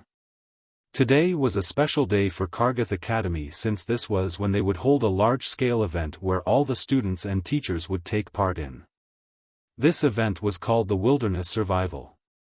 Every student would have to leave Kargath Academy to live in the forest 20 miles away for 3 days. Within the 3 days, every student had to have at least 2 Class 1 monster cores. For those who reached the saint level, then they would need 2 Class 2 monster cores. The amount of monster cores wasn't limited, but whoever got the most monster cores would be gifted with a rich reward, an Earth attribute class for monster core as well as a space ring. The reward was so tempting, that if put under the nose of the children from rich backgrounds, even they would become emotionally moved from it. At the same time, any student that had reached this standard could also access the books about various battle skills and cultivation methods on the library's 4th level. This reward was especially enticing to those from average commoner families. Battle skills were techniques that could create strong attacks. Along with the distinct uses of Saint Force, it could boost one's power to 120%, making them techniques that would completely surpass one's original abilities. On the other hand, cultivation methods could only be used when one reached the saint level. Some commoner families didn't even know the lowest level cultivation methods, and so children born in these families have to rely on the superficial breathing method given to them to cultivate Saint Force. These breathing methods were circulated around the entire Tianyuan continent. Their steps were extremely simple, so most commoner families knew everything about these methods. The only downside was that these breathing methods could only help them cultivate to the 10th Saint Force layer, and were completely useless to people who had already reached saint level. Thus, battle skills and cultivation methods were seen as unattainable treasures to commoners. On Tianyuan continent, all the battle skills and cultivation methods were divided into 4 levels: human tier, earth tier, heaven tier, and saint tier. Every tier were then split into 3 separate levels: primary, middle, and advanced. After leaving the dorms, Jian Chen headed straight for the sports field. The event had already been announced 3 days ago, and by now, almost all the students had finished their preparations for it by sharpening themselves to the peak of their abilities. By the time Jian Chen had arrived at the sports field, the place was already swarming with people. However, it was still obvious to see that the people were split into 2 groups. One of the groups was a gathering of all the nobles, and the other group was entirely made up of commoners who did not have any major backgrounds. All the students that had not yet reached saint level were holding a steel weapon that were glistering under the sun. Since they were facing beasts, the school administration had allowed them to choose their own weapons. Jian Chen walked over to the weapons rack. However, when he saw all the weapons there, his brows could not help but knit together. The good weapons had pretty much all been chosen by the students already, and the only ones remaining that were of decent quality were the heavy type weapons that required a lot of strength to use. They were not at all compatible with Jian Chen. Jian Chen swept a glance over the entire weapons rack. When he noticed a fractured iron rod that was about the thickness of his finger, his eyes suddenly lit up. He exerted all his strength to pull it out, only to discover that the iron rod was about 3 inches long and its surface was already completely covered in dark yellow rust marks. One of the ends had an extremely sharp point. Jian Chen weighed the rusted iron rod in his hands and then tested its sturdiness, before nodding in satisfaction. This iron rod seemed somewhat unsuitable at a glance, but its heaviness and length were compatible with Jian Chen, and amongst the remaining weapons, only this iron rod would be able to bring out most of Jian Chen's abilities. At this moment, Tai Ta walked out from the crowd. On his back was an enormous axe that was practically as large as him. It made Tai Ta seem even more impressive and powerful. Tai Ta walked up to Jian Chen and his gaze rested on the stained iron rod in Jian Chen's hands. His eyes could not help but show confusion as he asked, "Hi, Changyang Xiang Tian, what are you doing with an iron rod?" Jian Chen laughed, "What else could I do with it? Of course it's to be used as a weapon." "No way, Changyang Xiang Tian, you're actually using this lousy iron rod as a weapon? You. Is your brain okay?" Tai Ta asked in shock. Jian Chen chuckled and did not explain any further. Although Tai Ta could not understand why Jian Chen would use such a lousy iron rod as a weapon, he did not continue to pursue this question. Instead, he said, "Changyang Xiang Tian, how about the two of us team up? If we join hands, then none of the Class 1 magical beasts can obstruct us. We would even be able to overwhelm a Class 2 magical beast.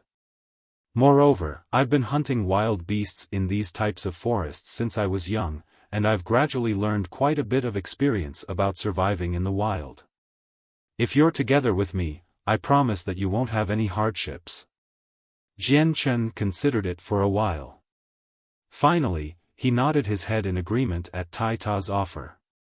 The school did not prohibit students from forming groups of 3 to 5 people to kill the magical beasts, so many students ended up moving together as small groups. At that moment, a handsome noble carrying an arrogant air walked up to Tai Ta and smiled, "Hello Tai Ta, my name is Xiaofan. I'm at the peak of the 10th Saint Force layer. Do you want to become partners with me? I believe that if we join hands, hunting magical beasts will be much easier for us both." Tai Ta glanced at Xiaofan and shook his head, "No need, Changyang Xiang Tian and I together are enough.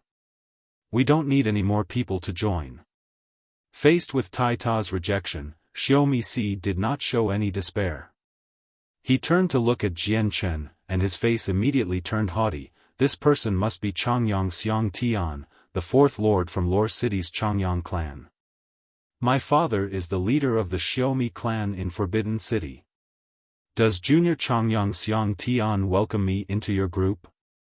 Although Xiaomi's words were still in a relatively respectful tone, his words hid a threatening force behind them. Forbidden City was a king city, and when it came to the Jessen Kingdom, Forbidden City was considered to be an imperial city because the imperial palace was situated in Forbidden City.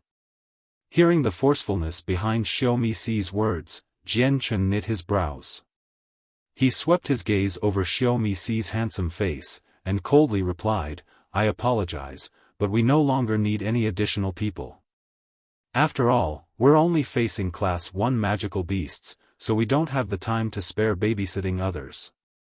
Hearing this, Xiaomi immediately turned the color of pig liver. His face darkened at Jian Chen's meaning, and it was obvious that Jian Chen was looking down on Xiaomi's abilities. Xiaomi's face grew stormy, and he maliciously glared at Jian Chen's indifferent expression, before coldly snorting and walking away. After Xiao Mi left, quite a few people from complex backgrounds approached. These people did not want to greet Tai Ta, but only wanted to join his group. However, all of them were rejected. Tai Ta had no feelings for any of this people, and he was unwilling to interact much with them. After everyone had left, a youth around 20 years old, with a tall and sturdy stature, not very different from Tai Ta's, walked over from the distance. He walked straight towards Jian Chen, and reached his hand out to strongly pat Jian Chen's shoulder and laughed, "Fourth brother, you've become the school celebrity now. Amongst all of Kargath Academy's students, I'm sure that at this point, there is nobody that doesn't know of your reputation. Not bad, not bad. You haven't lost Changyang clan's face, and your older brother has been able to draw on some of your spotlight too." The sturdy youth was Jian Chen's older brother, Changyang Hu. He was currently sporting an extremely happy expression, and it was clear that his excitement was genuine. Jian Chen smiled, "Big brother, stop joking around. Oh right, you've come at a perfect time. Why don't we join groups for this event?" Changyang Hu shook his head as he seemed to have thought of something. He happily replied, "Fourth brother, if you had asked me a week ago, perhaps your older brother would have agreed to form a group with you. However, I can't right now, because a week ago, your brother finally broke through to the saint level, thus becoming a saint. This means that during today's event, I will be entering the third layer to kill Class 2 magical beasts, so I can't be together with you." While saying this, a powerful saint force was emitted from Changyang Hu's body, his hands glowing with a yellow light, forming a large, double-edged battle-axe.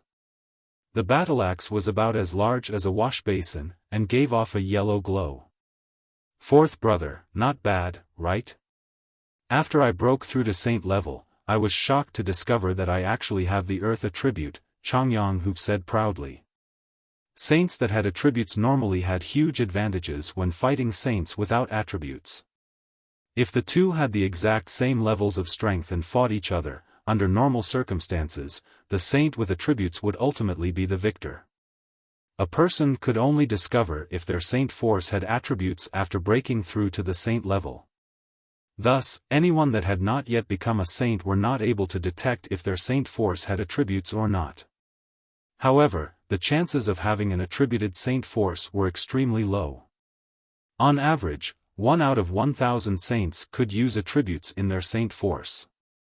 In addition, pretty much all of the ones gathered in Kargath Academy were the ones that had the highest potential in all of Jessen Kingdom. That's why it was perfectly normal for many saints to have attributed saint force amongst a group of 1,000 students. Seeing the double-edged battle-axe in Changyang Hu's hands, Jian Chen could not help but happily smile, "Big brother, congratulations for successfully breaking through and becoming a saint. You even have an attribute." Changyang Hu's expression was extremely happy, and he reached his hand to point at a few youths that were with him. "That's right, fourth brother, I must introduce these people to you.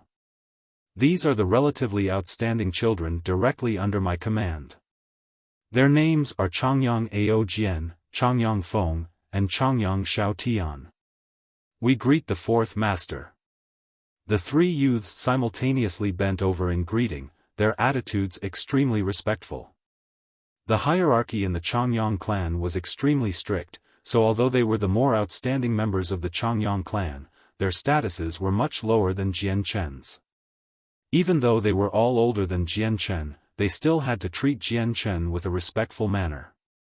Moreover, while saluting the younger Jian Chen, the three of them did not feel any traces of unfairness. On the contrary, they actually felt a sense of pride.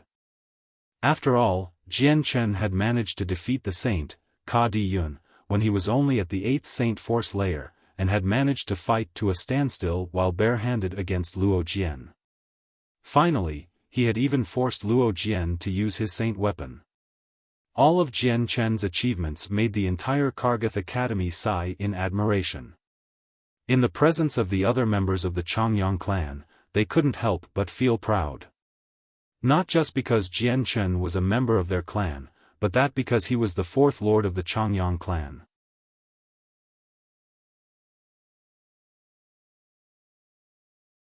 Chapter 34, Casually hunting for monster cores. Looking at the detached head spin through the air as the body spasmed spraying blood, Tai Ta's face was full of alarm.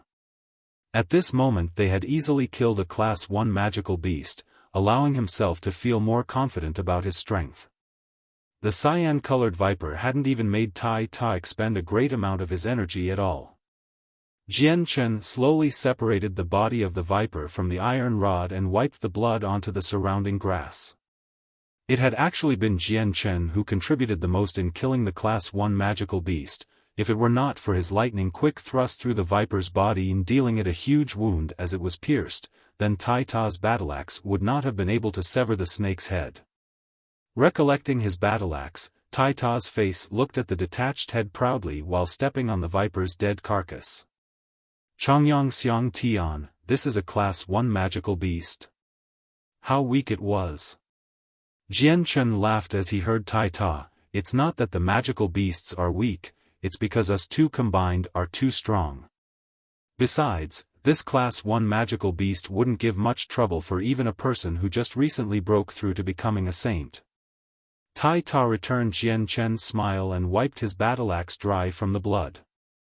Bringing it to his shoulder, he let loose a laugh and said, if you say that, then doesn't that mean we can casually walk around and kill Class 1 magical beasts? It looked as if Jian Chen had came to a realization as his face revealed a joyful smile. Not bad, with our two strengths, even if we were to fight against a Class 1 magical beast by ourselves we would be able to kill it easily. But if we were to join together, then no magical beast in the second region would be able to bring us trouble. The magical beasts here aren't strong because the academy had meant for them to be for students to help pick up battle experience. There won't be any strong magical beasts here, except, he trailed off in thought. Jian Chen's silence caused Tai Ta to pause, except what, unless we come across a group of magical beasts. However, we still don't know what's here or not. Jian Chen's face was serious as he spoke. With his strength, Jian Chen would not find any problems if he came across a Class 1 magical beast, but if he came across a whole group of them, then there would be no way at all. Tai Ta wrinkled his eyebrows together and said uncertainly, that shouldn't be likely. I've been in the forests many times and never saw a whole bunch of magical beasts together. It's not for sure we won't. I've read up in the library on books pertaining to magical beasts. There are a few types of magical beasts that all live in a group together. Together, their power is strong and very rarely do they travel by themselves. Jian Chen walked over to where the decapitated snake head was and only then did he realize that the viper was only 6 to 7 meters long. Using the iron rod to cut 7 meters in, he took out the rod from the viper's body to reveal a bloody crystal.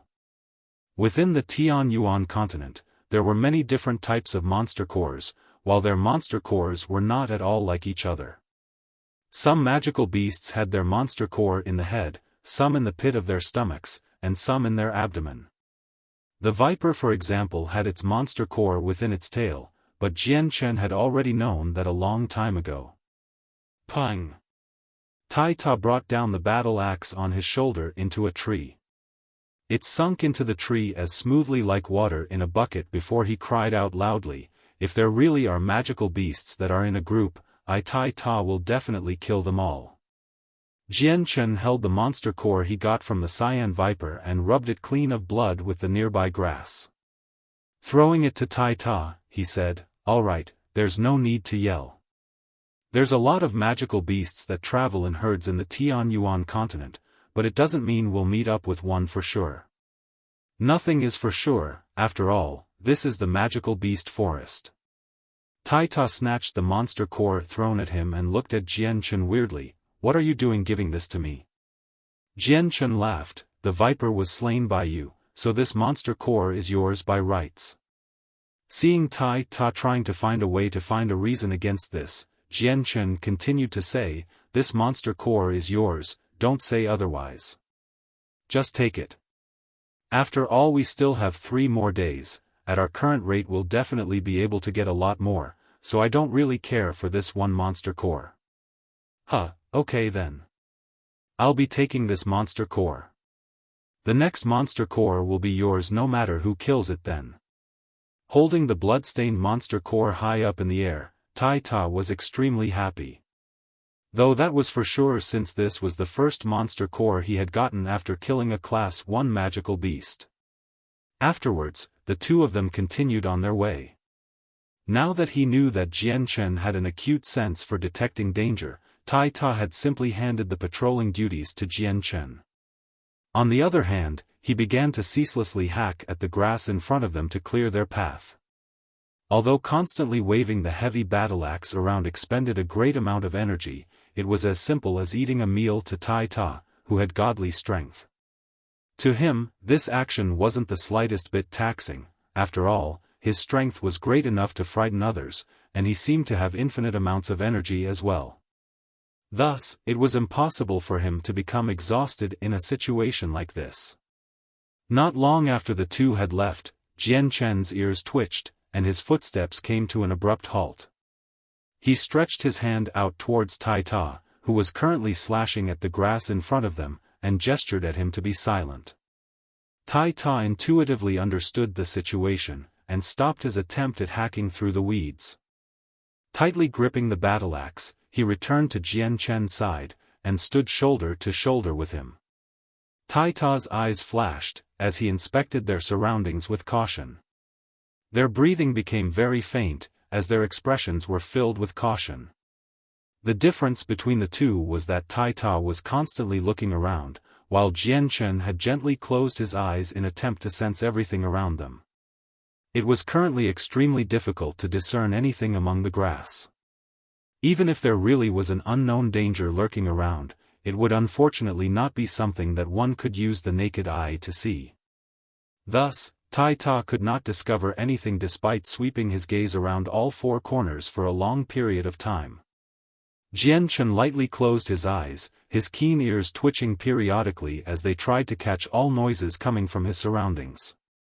At the same time, his consciousness also reached new heights, and he used his powerful soul to reach out and sense the world around him.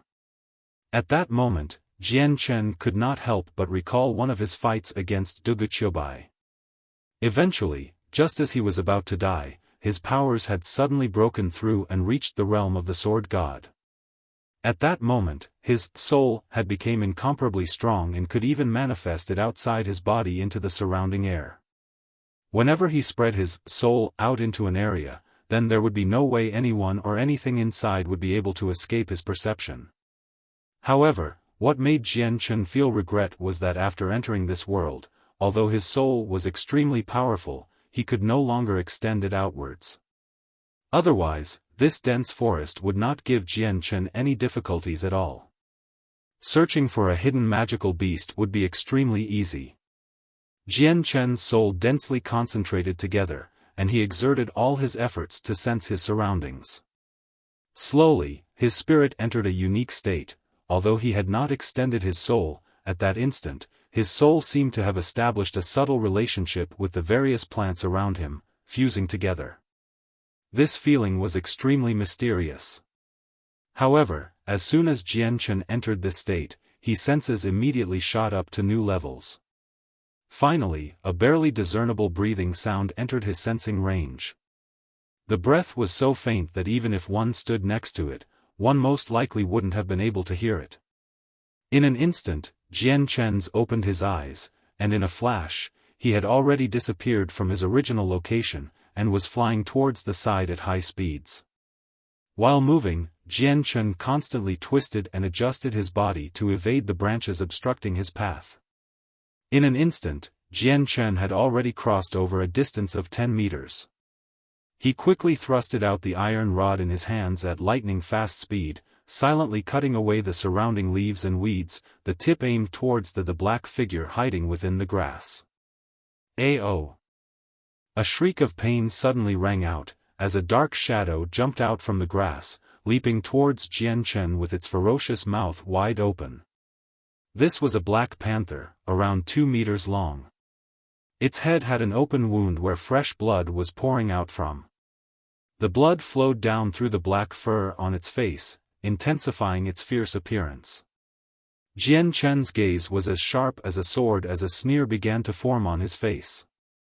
He shook his arm, and once again lashed out with the iron rod in his hand at an unfathomable speed, his objective being the Black Panther's neck. Up until the end, the Black Panther had absolutely no time to react, as the iron rod's sharp point plunged deeply through its throat. In addition, since the Black Panther's body was currently lunging in the air, its heavy body quickly dropped downwards, pushing the iron rod deeper and deeper through its neck. Eventually, the point had drilled a hole directly through, and the end had come out of the other side. This time, the Black Panther didn't even have the time to cry out before it had already died. It fell to the ground with its eyes wide open, grief instilled in its gaze. At that moment, Tai Ta finally caught up from behind. When he looked over at the ground, he saw the corroded iron rod pierce through the Black Panther's throat. Immediately, his eyes widened in extreme shock. Changyang Xiang Tian, this. Did you kill this? Tai Ta's voice was trembling in shock. Even though he had witnessed the moment that Jian Chen's weapon had pierced through the Black Panther's throat, he still couldn't believe the scene no matter how hard he tried. That was because the period of time that had passed was way too short. When Jian Chen had charged over, Tai Ta had already followed behind at his fastest speed. However, by the time he had caught up, all he saw was the Class 1 magical beast dying by Jian Chen's hands. The amount of time that had passed was definitely not even long enough to take a breath, or even half a breath. Being able to kill a Class 1 magical beast in half a breath's time was natural for some professionals. However, Tai Ta clearly knew that Jian Chen's abilities had not yet reached saint level. Moreover, the weapon he was using was a mere corroded iron rod. Jian Chen placed his foot on the Black Panther's head, and gradually pulled out the iron rod. As if nothing had happened, he said, "That's right, I killed it." However, it was just a coincidence. Originally, there was no way it would have died so quickly. However, it kept approaching my weapon, and in the end, its life was extinguished before it could even cry out in despair. Hearing this, Tai Ta rubbed the back of his head, and doubtfully glanced at Jian Chen's indifferent face. In disbelief, he asked, "Is that true? You're not lying to me?" Jian Chen laughed, "Of course it's true. Why would I lie to you?" Seeing Jian Chen's sincere expression, Tai Ta was beyond puzzled, and muttered, "Do such stupid magical beasts really exist, to actually give itself up to a weapon?"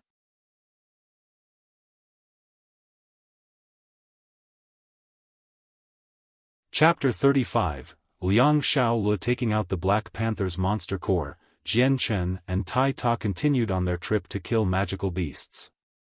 To easily kill a Class 1 magical beast while not having the strength of a saint was something that any new student would have said was an incomparably difficult task.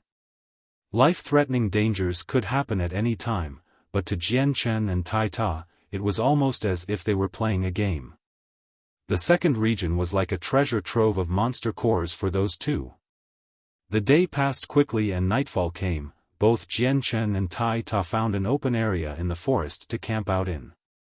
Between them was a campfire with a fire that pulsed as it illuminated the pitch blackness. The two boys' shadows danced behind their backs, making their reflections seem like devils threatening each other. The darkness surrounded them from all four corners, and if they were to go outside the range of the bright fire, then they wouldn't even be able to see their own hands in front of their faces in the darkness. It wasn't that peaceful, however, as somewhere in the distant forest, a magical beast could be heard howling away. Just the sound of it would terrify anyone, and for someone who was absolutely scared already, the sound would cause them to be scared stiff. Tai Ta turned the monster core in his hand over the fire, causing the light of the fire to shine on it. One look at the two boys revealed that their clothes were not in great condition and were splattered with blood. The blood was all from magical beasts while their clothes had been cut open due to the thorny shrubbery. "Changyang Xiang Tian, you're really awesome. I didn't think that you would be able to wield a corroded iron rod to such an amazing degree. All of the magical beasts we fought against today were killed by you. It was only the initial viper from earlier that I managed to kill. Tai Ta exclaimed as he heaped praise onto Jian Chen. Jian Chen's face had a big smile on it. I only took a chance when I saw one. If it weren't for you dealing out damage with your axe, then it would have been even harder to kill those magical beasts. Tai Ta laughed, his heart finally taking comfort in his words. Changyang Xiang Tian, could you tell me, how is it that you're able to tell if we're near a magical beast or not? Tai Ta was naturally very curious about this. The whole day he had been puzzling over it, but it was only now that he found the perfect time to ask. Jian Chen didn't bother to hide anything and instead pointed at his ear and head. I use this and this. Tai Ta looked at Jian Chen point at his ears and head in a curious way before asking, you use your ears to listen and your mind to think? You're only half correct. Jian Chen took the iron rod by his side and began to polish it on a small chunk of rock. Absent-mindedly responding, he said, aside from relying on my ears to listen, I use my spirit to feel my surroundings. However, this method would be too difficult for you to do. Oh. Tai Ta nodded his head in understanding while thinking it over in his head. Jian Chen felt the fine point of the iron rod before putting it down. Grabbing onto his space belt, he said, Tai Ta, let us check out our earnings from today. Shaking his space belt, the stored monster cores began to fall out.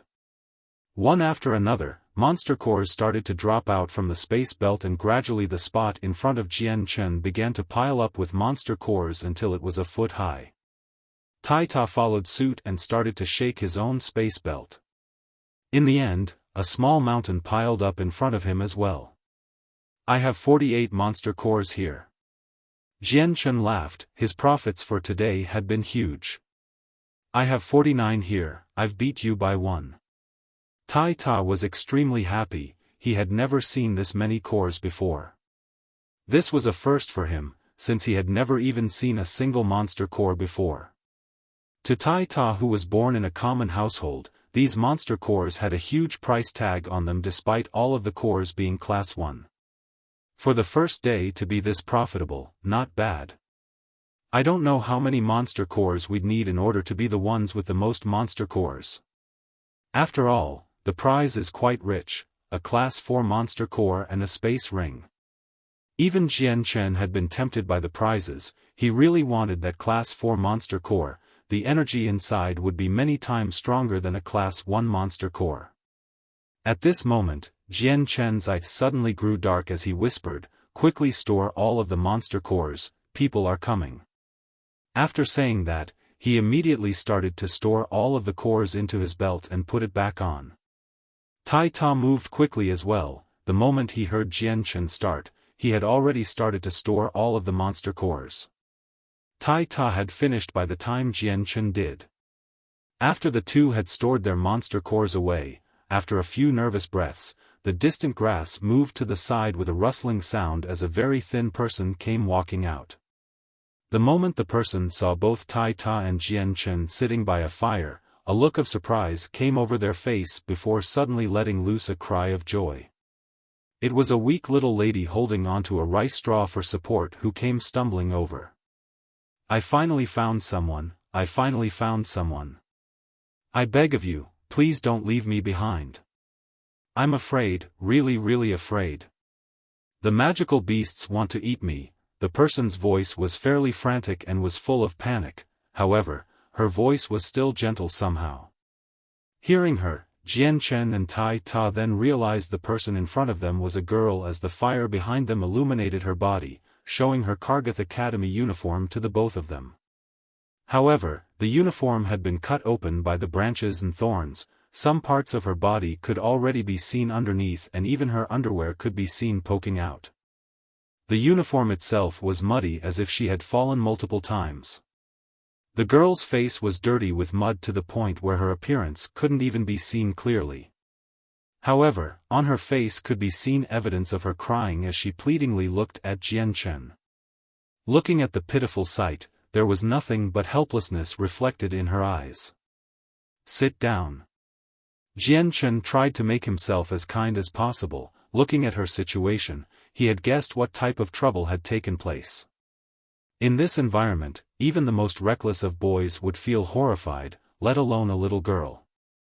Seeing that the person was actually a pretty girl, Tai Ta's guard loosened. Carefully putting down the battle axe in his hands, he looked at the girl curiously. Jian Chen calmly looked at the young girl, and asked, "Can you tell me what your name is?" My name is Liang Xiaolu," the young girl stuttered back. Seeing both Jian Chen's and Tai Ta's eyes flash, she could not help but feel fear, as well as some faint traces of concern and insecurity. "Why is a lady like you not with others? If you're so afraid, why would you walk through this forest alone? Just a few random sounds have even scared you to such an extent," Tai Ta asked in a muffled voice. Liang Xiaolu looked at Tai Ta timidly before she said quietly, "I came here with a few friends at first, but unfortunately we came across a magical beast. That magical beast was quite strong, and my group of friends weren't able to beat it. Soon after most of us were injured and we all scattered to run away, but I got lost." Hearing this, Tai Ta began to choke on his own saliva before saying, "Even with a group you were unable to beat a Class 1 magical beast? How useless, just Chongyang Xiang Tian and I have already killed over 100 magical beasts today."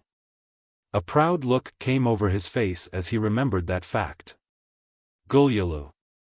At that moment, a strange sound suddenly rang out. In an instant, Jian Chen and Tai Ta both directed their gazes to the origin of the sound. It turned out to be Liang Xiaoli's stomach, which at the moment, still would not stop grumbling loudly. "You must be hungry," Jian Chen smiled. "Yes." Liang Xiaolu nodded in embarrassment, and delicately said, "I haven't eaten all day." The corner of her eyes could not help but light up as she glanced at the bonfire, where the finely cooked, golden magical beast meat was currently dripping with rich oils. She greedily inhaled its aroma, but the more she did this, the louder her stomach grumbled. Eventually, both Jian Chen and Tai Ta could only hear rumbling sounds in their ears. Jian Chen smiled. He picked up the skewer with the magical meat on it, and unafraid of the heat, directly used his hand to tear off a large chunk of the meat. Handing it over to Liang Xiaolu, he said, "Go on and eat this. Be careful, it's hot though." Liang Xiaolu twisted her hands, and ripped the corners of her clothes to wipe clean the dirt on her hands. Tenderly, she reached over to receive the magical beast meat. Once it had cooled down, she directly ate it with large mouthfuls, not caring to keep up her appearance in the least. Liang Xiaolu was probably starving, because after she quickly finished that large piece of meat, she still gazed at the remaining piece with a wistful look in her eyes. Jian Chen smiled, and ripped off another large chunk of magical beast meat. He handed it over to Liang Xiaolu and said, "Go ahead and eat this." Seeing the piece of magical beast meat that had placed in front of her, Liang Xiaolu hesitated for a bit, and in the end, still didn't reach out to receive it. Instead, she gazed at Jian Chen and Tai Ta and softly asked, "If I finish it, what will you guys eat?" Tai Ta laughed, "Don't worry, we still have another one left. Look under that tree." As he said this, Tai Ta extended a finger to point in the direction. Liang Xiaolu looked at where Tai Ta was pointing, and sure enough, she noticed that underneath a large tree nearby, an unknown magical beast had fallen to the ground. One of its legs had already disappeared, and the ground was covered with fresh blood marks. Staring at the magical beast's corpse, Liang Xiaolu swallowed hard and said, "You guys are really formidable. To think that the two of you alone could kill a Class 1 magical beast. Che. What does that mean?" Tai Ta said, completely unperturbed. The time stealthily flew by. Jian Chen and Tai Ta had finished eating, and were now preparing to rest. "Hey, where should I sleep?" Liang Xiaolu asked with difficulty. Jian Chen pointed at a large tree not too far away and said, "Go rest on top of that tree. That way, even if magical beasts try to attack in the middle of the night, you won't be harmed." Ah, magical beasts still attack during the night? Liang Shaoli's face turned ashen at these words. Her eyes were filled with fear, and her whole body began to tremble. Then what about you guys? Where would you guys go? You can't just leave me behind alone, otherwise I'll definitely be eaten by some savage magical beast, Liang Shaolu asked in a panicked tone. She nervously glanced at Jian Chen and Tai Ta, as if afraid for her life if they ran away and abandoned her. Jian Chen internally sighed. He really couldn't do anything about the cowardly Liang Shaolu. People like her who had been born and raised in noble families as a precious little girl had never experienced the stormy sea. From birth, she had grown up into a sheltered environment, so encountering any danger drove her heart and mind into disarray. Don't worry, we won't go far. We're just going to rest in the other tree over there, Jian Chen said. Liang Shaolu felt slightly comforted after hearing these words. However, traces of fear still remained in her heart, refusing to go away. That damned school, that damned headmaster. Why do they have to force everyone to attend this type of event for no reason at all? Isn't this just deliberately trying to send us to our deaths? Whenever she thought about how she had gotten into her current situation, Liang Shaolu could not help but start cursing in anger. Eventually her words gradually began to turn into sobs.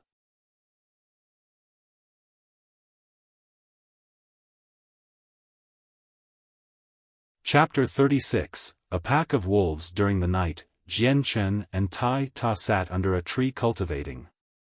The torch by their side had long since burned out, and in a tree branch 5 or 6 meters above them, was Liang Shaolu. She nervously looked around whenever she heard the howl of a magical beast in the night. She wasn't able to sleep at all. Liang Shaoli's bright eyes looked down at the cultivating pair, Jian Chen and Tai Ta, as if she was monitoring them. In her eyes, this was a matter of life or death. She did not want to see the two people she had found, after a long time of searching, to abandon her and lose her only type of protection. At that moment, a light breeze blew through the forest and through the tall grass. Meanwhile, the cross-legged Jian Chen suddenly opened his eyes. Immediately, his eyes grew bright as he stared deep into the tall grass, before standing up onto the ground with the iron rod in his hand. Liang Shaolu was confused as she watched Jian Chen stand up. Not knowing what was happening, her heart was suddenly very agitated. Hey, what's happening? Liang Shaolu whispered carefully. In this situation, she didn't dare use a loud voice to speak, for fear of attracting another magical beast. Jian Chen didn't answer her and instead turned to the still cultivating Tai Ta. Tai Ta, wake up, some magical beasts are attacking. Ah, what did you say? Magical beasts are attacking? Liang Shaolu became frightened, her face instantly draining of color. Thinking about what was about to happen, her whole body began to shake in fear. While Tai Ta was cultivating, he didn't dare immerse himself completely, so he still remained on guard while cultivating. Thus, when Jian Chen called for him, Tai Ta immediately woke from his cultivation state and stood up with his battle axe rested against his shoulder. Changyang Xiang Tian, where are the monsters? He asked as he looked around. He couldn't see any footprints around them, or even hear a single sound. Jian Chen slowly turned his head as he looked around. Tai Ta, this time, be careful. This time it isn't a single magical beast, but a group of them. A group. Tai Ta's face immediately changed from careless to surprise, then it hardened into a ready expression. Ah. What? A group? It can't be. Hey guys, please don't scare me like that. Hiding in the trees, Liang Shaolu pleaded with them. She would have rather heard a threat from Jian Chen than this. Jian Chen's eyebrows knitted together before lightly commanding the crying Liang Shaolu, could you please be quiet? Do you want to attract magical beasts from all over? Jian Chen's command proved to be extremely useful, as Liang Shaolu immediately used her hand to clamp her mouth shut to make sure she didn't say anything. Changyang Xiang Tian, how many magical beasts do you think there are? Tai Ta asked. A lot, 10 at the very least. They're all prepared to attack and already have us surrounded. Jian Chen's face was very grave. Tai Ta's expression grew hard as he heard Jian Chen. If it was just one magical beast, he wouldn't have been worried. 3 magical beasts and the both of them combined could take them on. But now that there were at least 10 of them, Tai Ta didn't dare to have a swelled head now. When Liang Xiaolu had heard Jian Chen, her already pale face had turned even paler, and her mind was racked with fear. Only one thought was occurring in her head: it's over, we're screwed. We're not going to survive this. The tall grass began to sway as a cyan-colored light appeared in front of them. There was one in every direction, with no less than 50 points of origin. As Jian Chen and Tai Ta looked on amazed, they realized the bright spots of light were actually the eyes of magical beasts, and there were at the very least 20 of them. This is a Class 1 magical beast blue wolf. Tai Ta, if you want to live, hurry and climb up a tree now, Jian Chen said as he looked at the 20 blue wolves from all 4 directions. Tai Ta glared in anger before brandishing his battle axe. With a heroic voice he said, "Don't worry. Changyang Xiang Tian, there are only 20 Class 1 magical beasts, I guarantee they won't take us down." The moment she heard that there were 20 wolves invading, Liang Xiaolu was practically scared to death. At this time, even if she believed in Jian Chen's and Tai Ta's strengths before, she would never believe that their strengths would be able to beat 20 magical beasts, as they hadn't even reached sainthood yet. Unless one of the school teachers were to come save them now, they wouldn't be able to escape alive. "Teacher, where are you? Please come save us." Liang Xiaolu looked around in all directions as she pleaded for a teacher to come. She could only trust that the teachers would come to save them now, but it was a shame that there were so many magical beasts, so she was too scared to cry out too loudly. Just in case the magical beasts focused on her. The 20 blue wolves slowly walked towards Jian Chen and Tai Ta, their oily gazes staring attentively at them. It was only when their distance was less than 5 meters away that they stopped moving. Jian Chen and Tai Ta grabbed onto their respective weapons. Although they were surrounded by 20 magical beasts, neither of the two had a single expression of fear. Aoo! Suddenly, a blue wolf started to cry out into the sky. Immediately afterwards, the 20 wolves surrounding them started to howl as well. Their howls filled the air as they began to overlap with each other, before turning into a large soundwave that targeted a wide area. Hearing the wolves howl, Liang Xiaoli's entire body slipped. Her body fell to the ground as she started to tremble. At this point, her face was entirely drained of blood, and had become a deathly pale shade. 5 kilometers away from Jian Chen, a middle-aged male dropped down onto a tree branch. When he heard the howls, his face changed. His previously closed eyes opened as he stared off towards the direction of the sound. "Not good, that's a pack of blue wolves. Judging by the howls, there are at least 10 of them. It looks like someone has met up with danger then."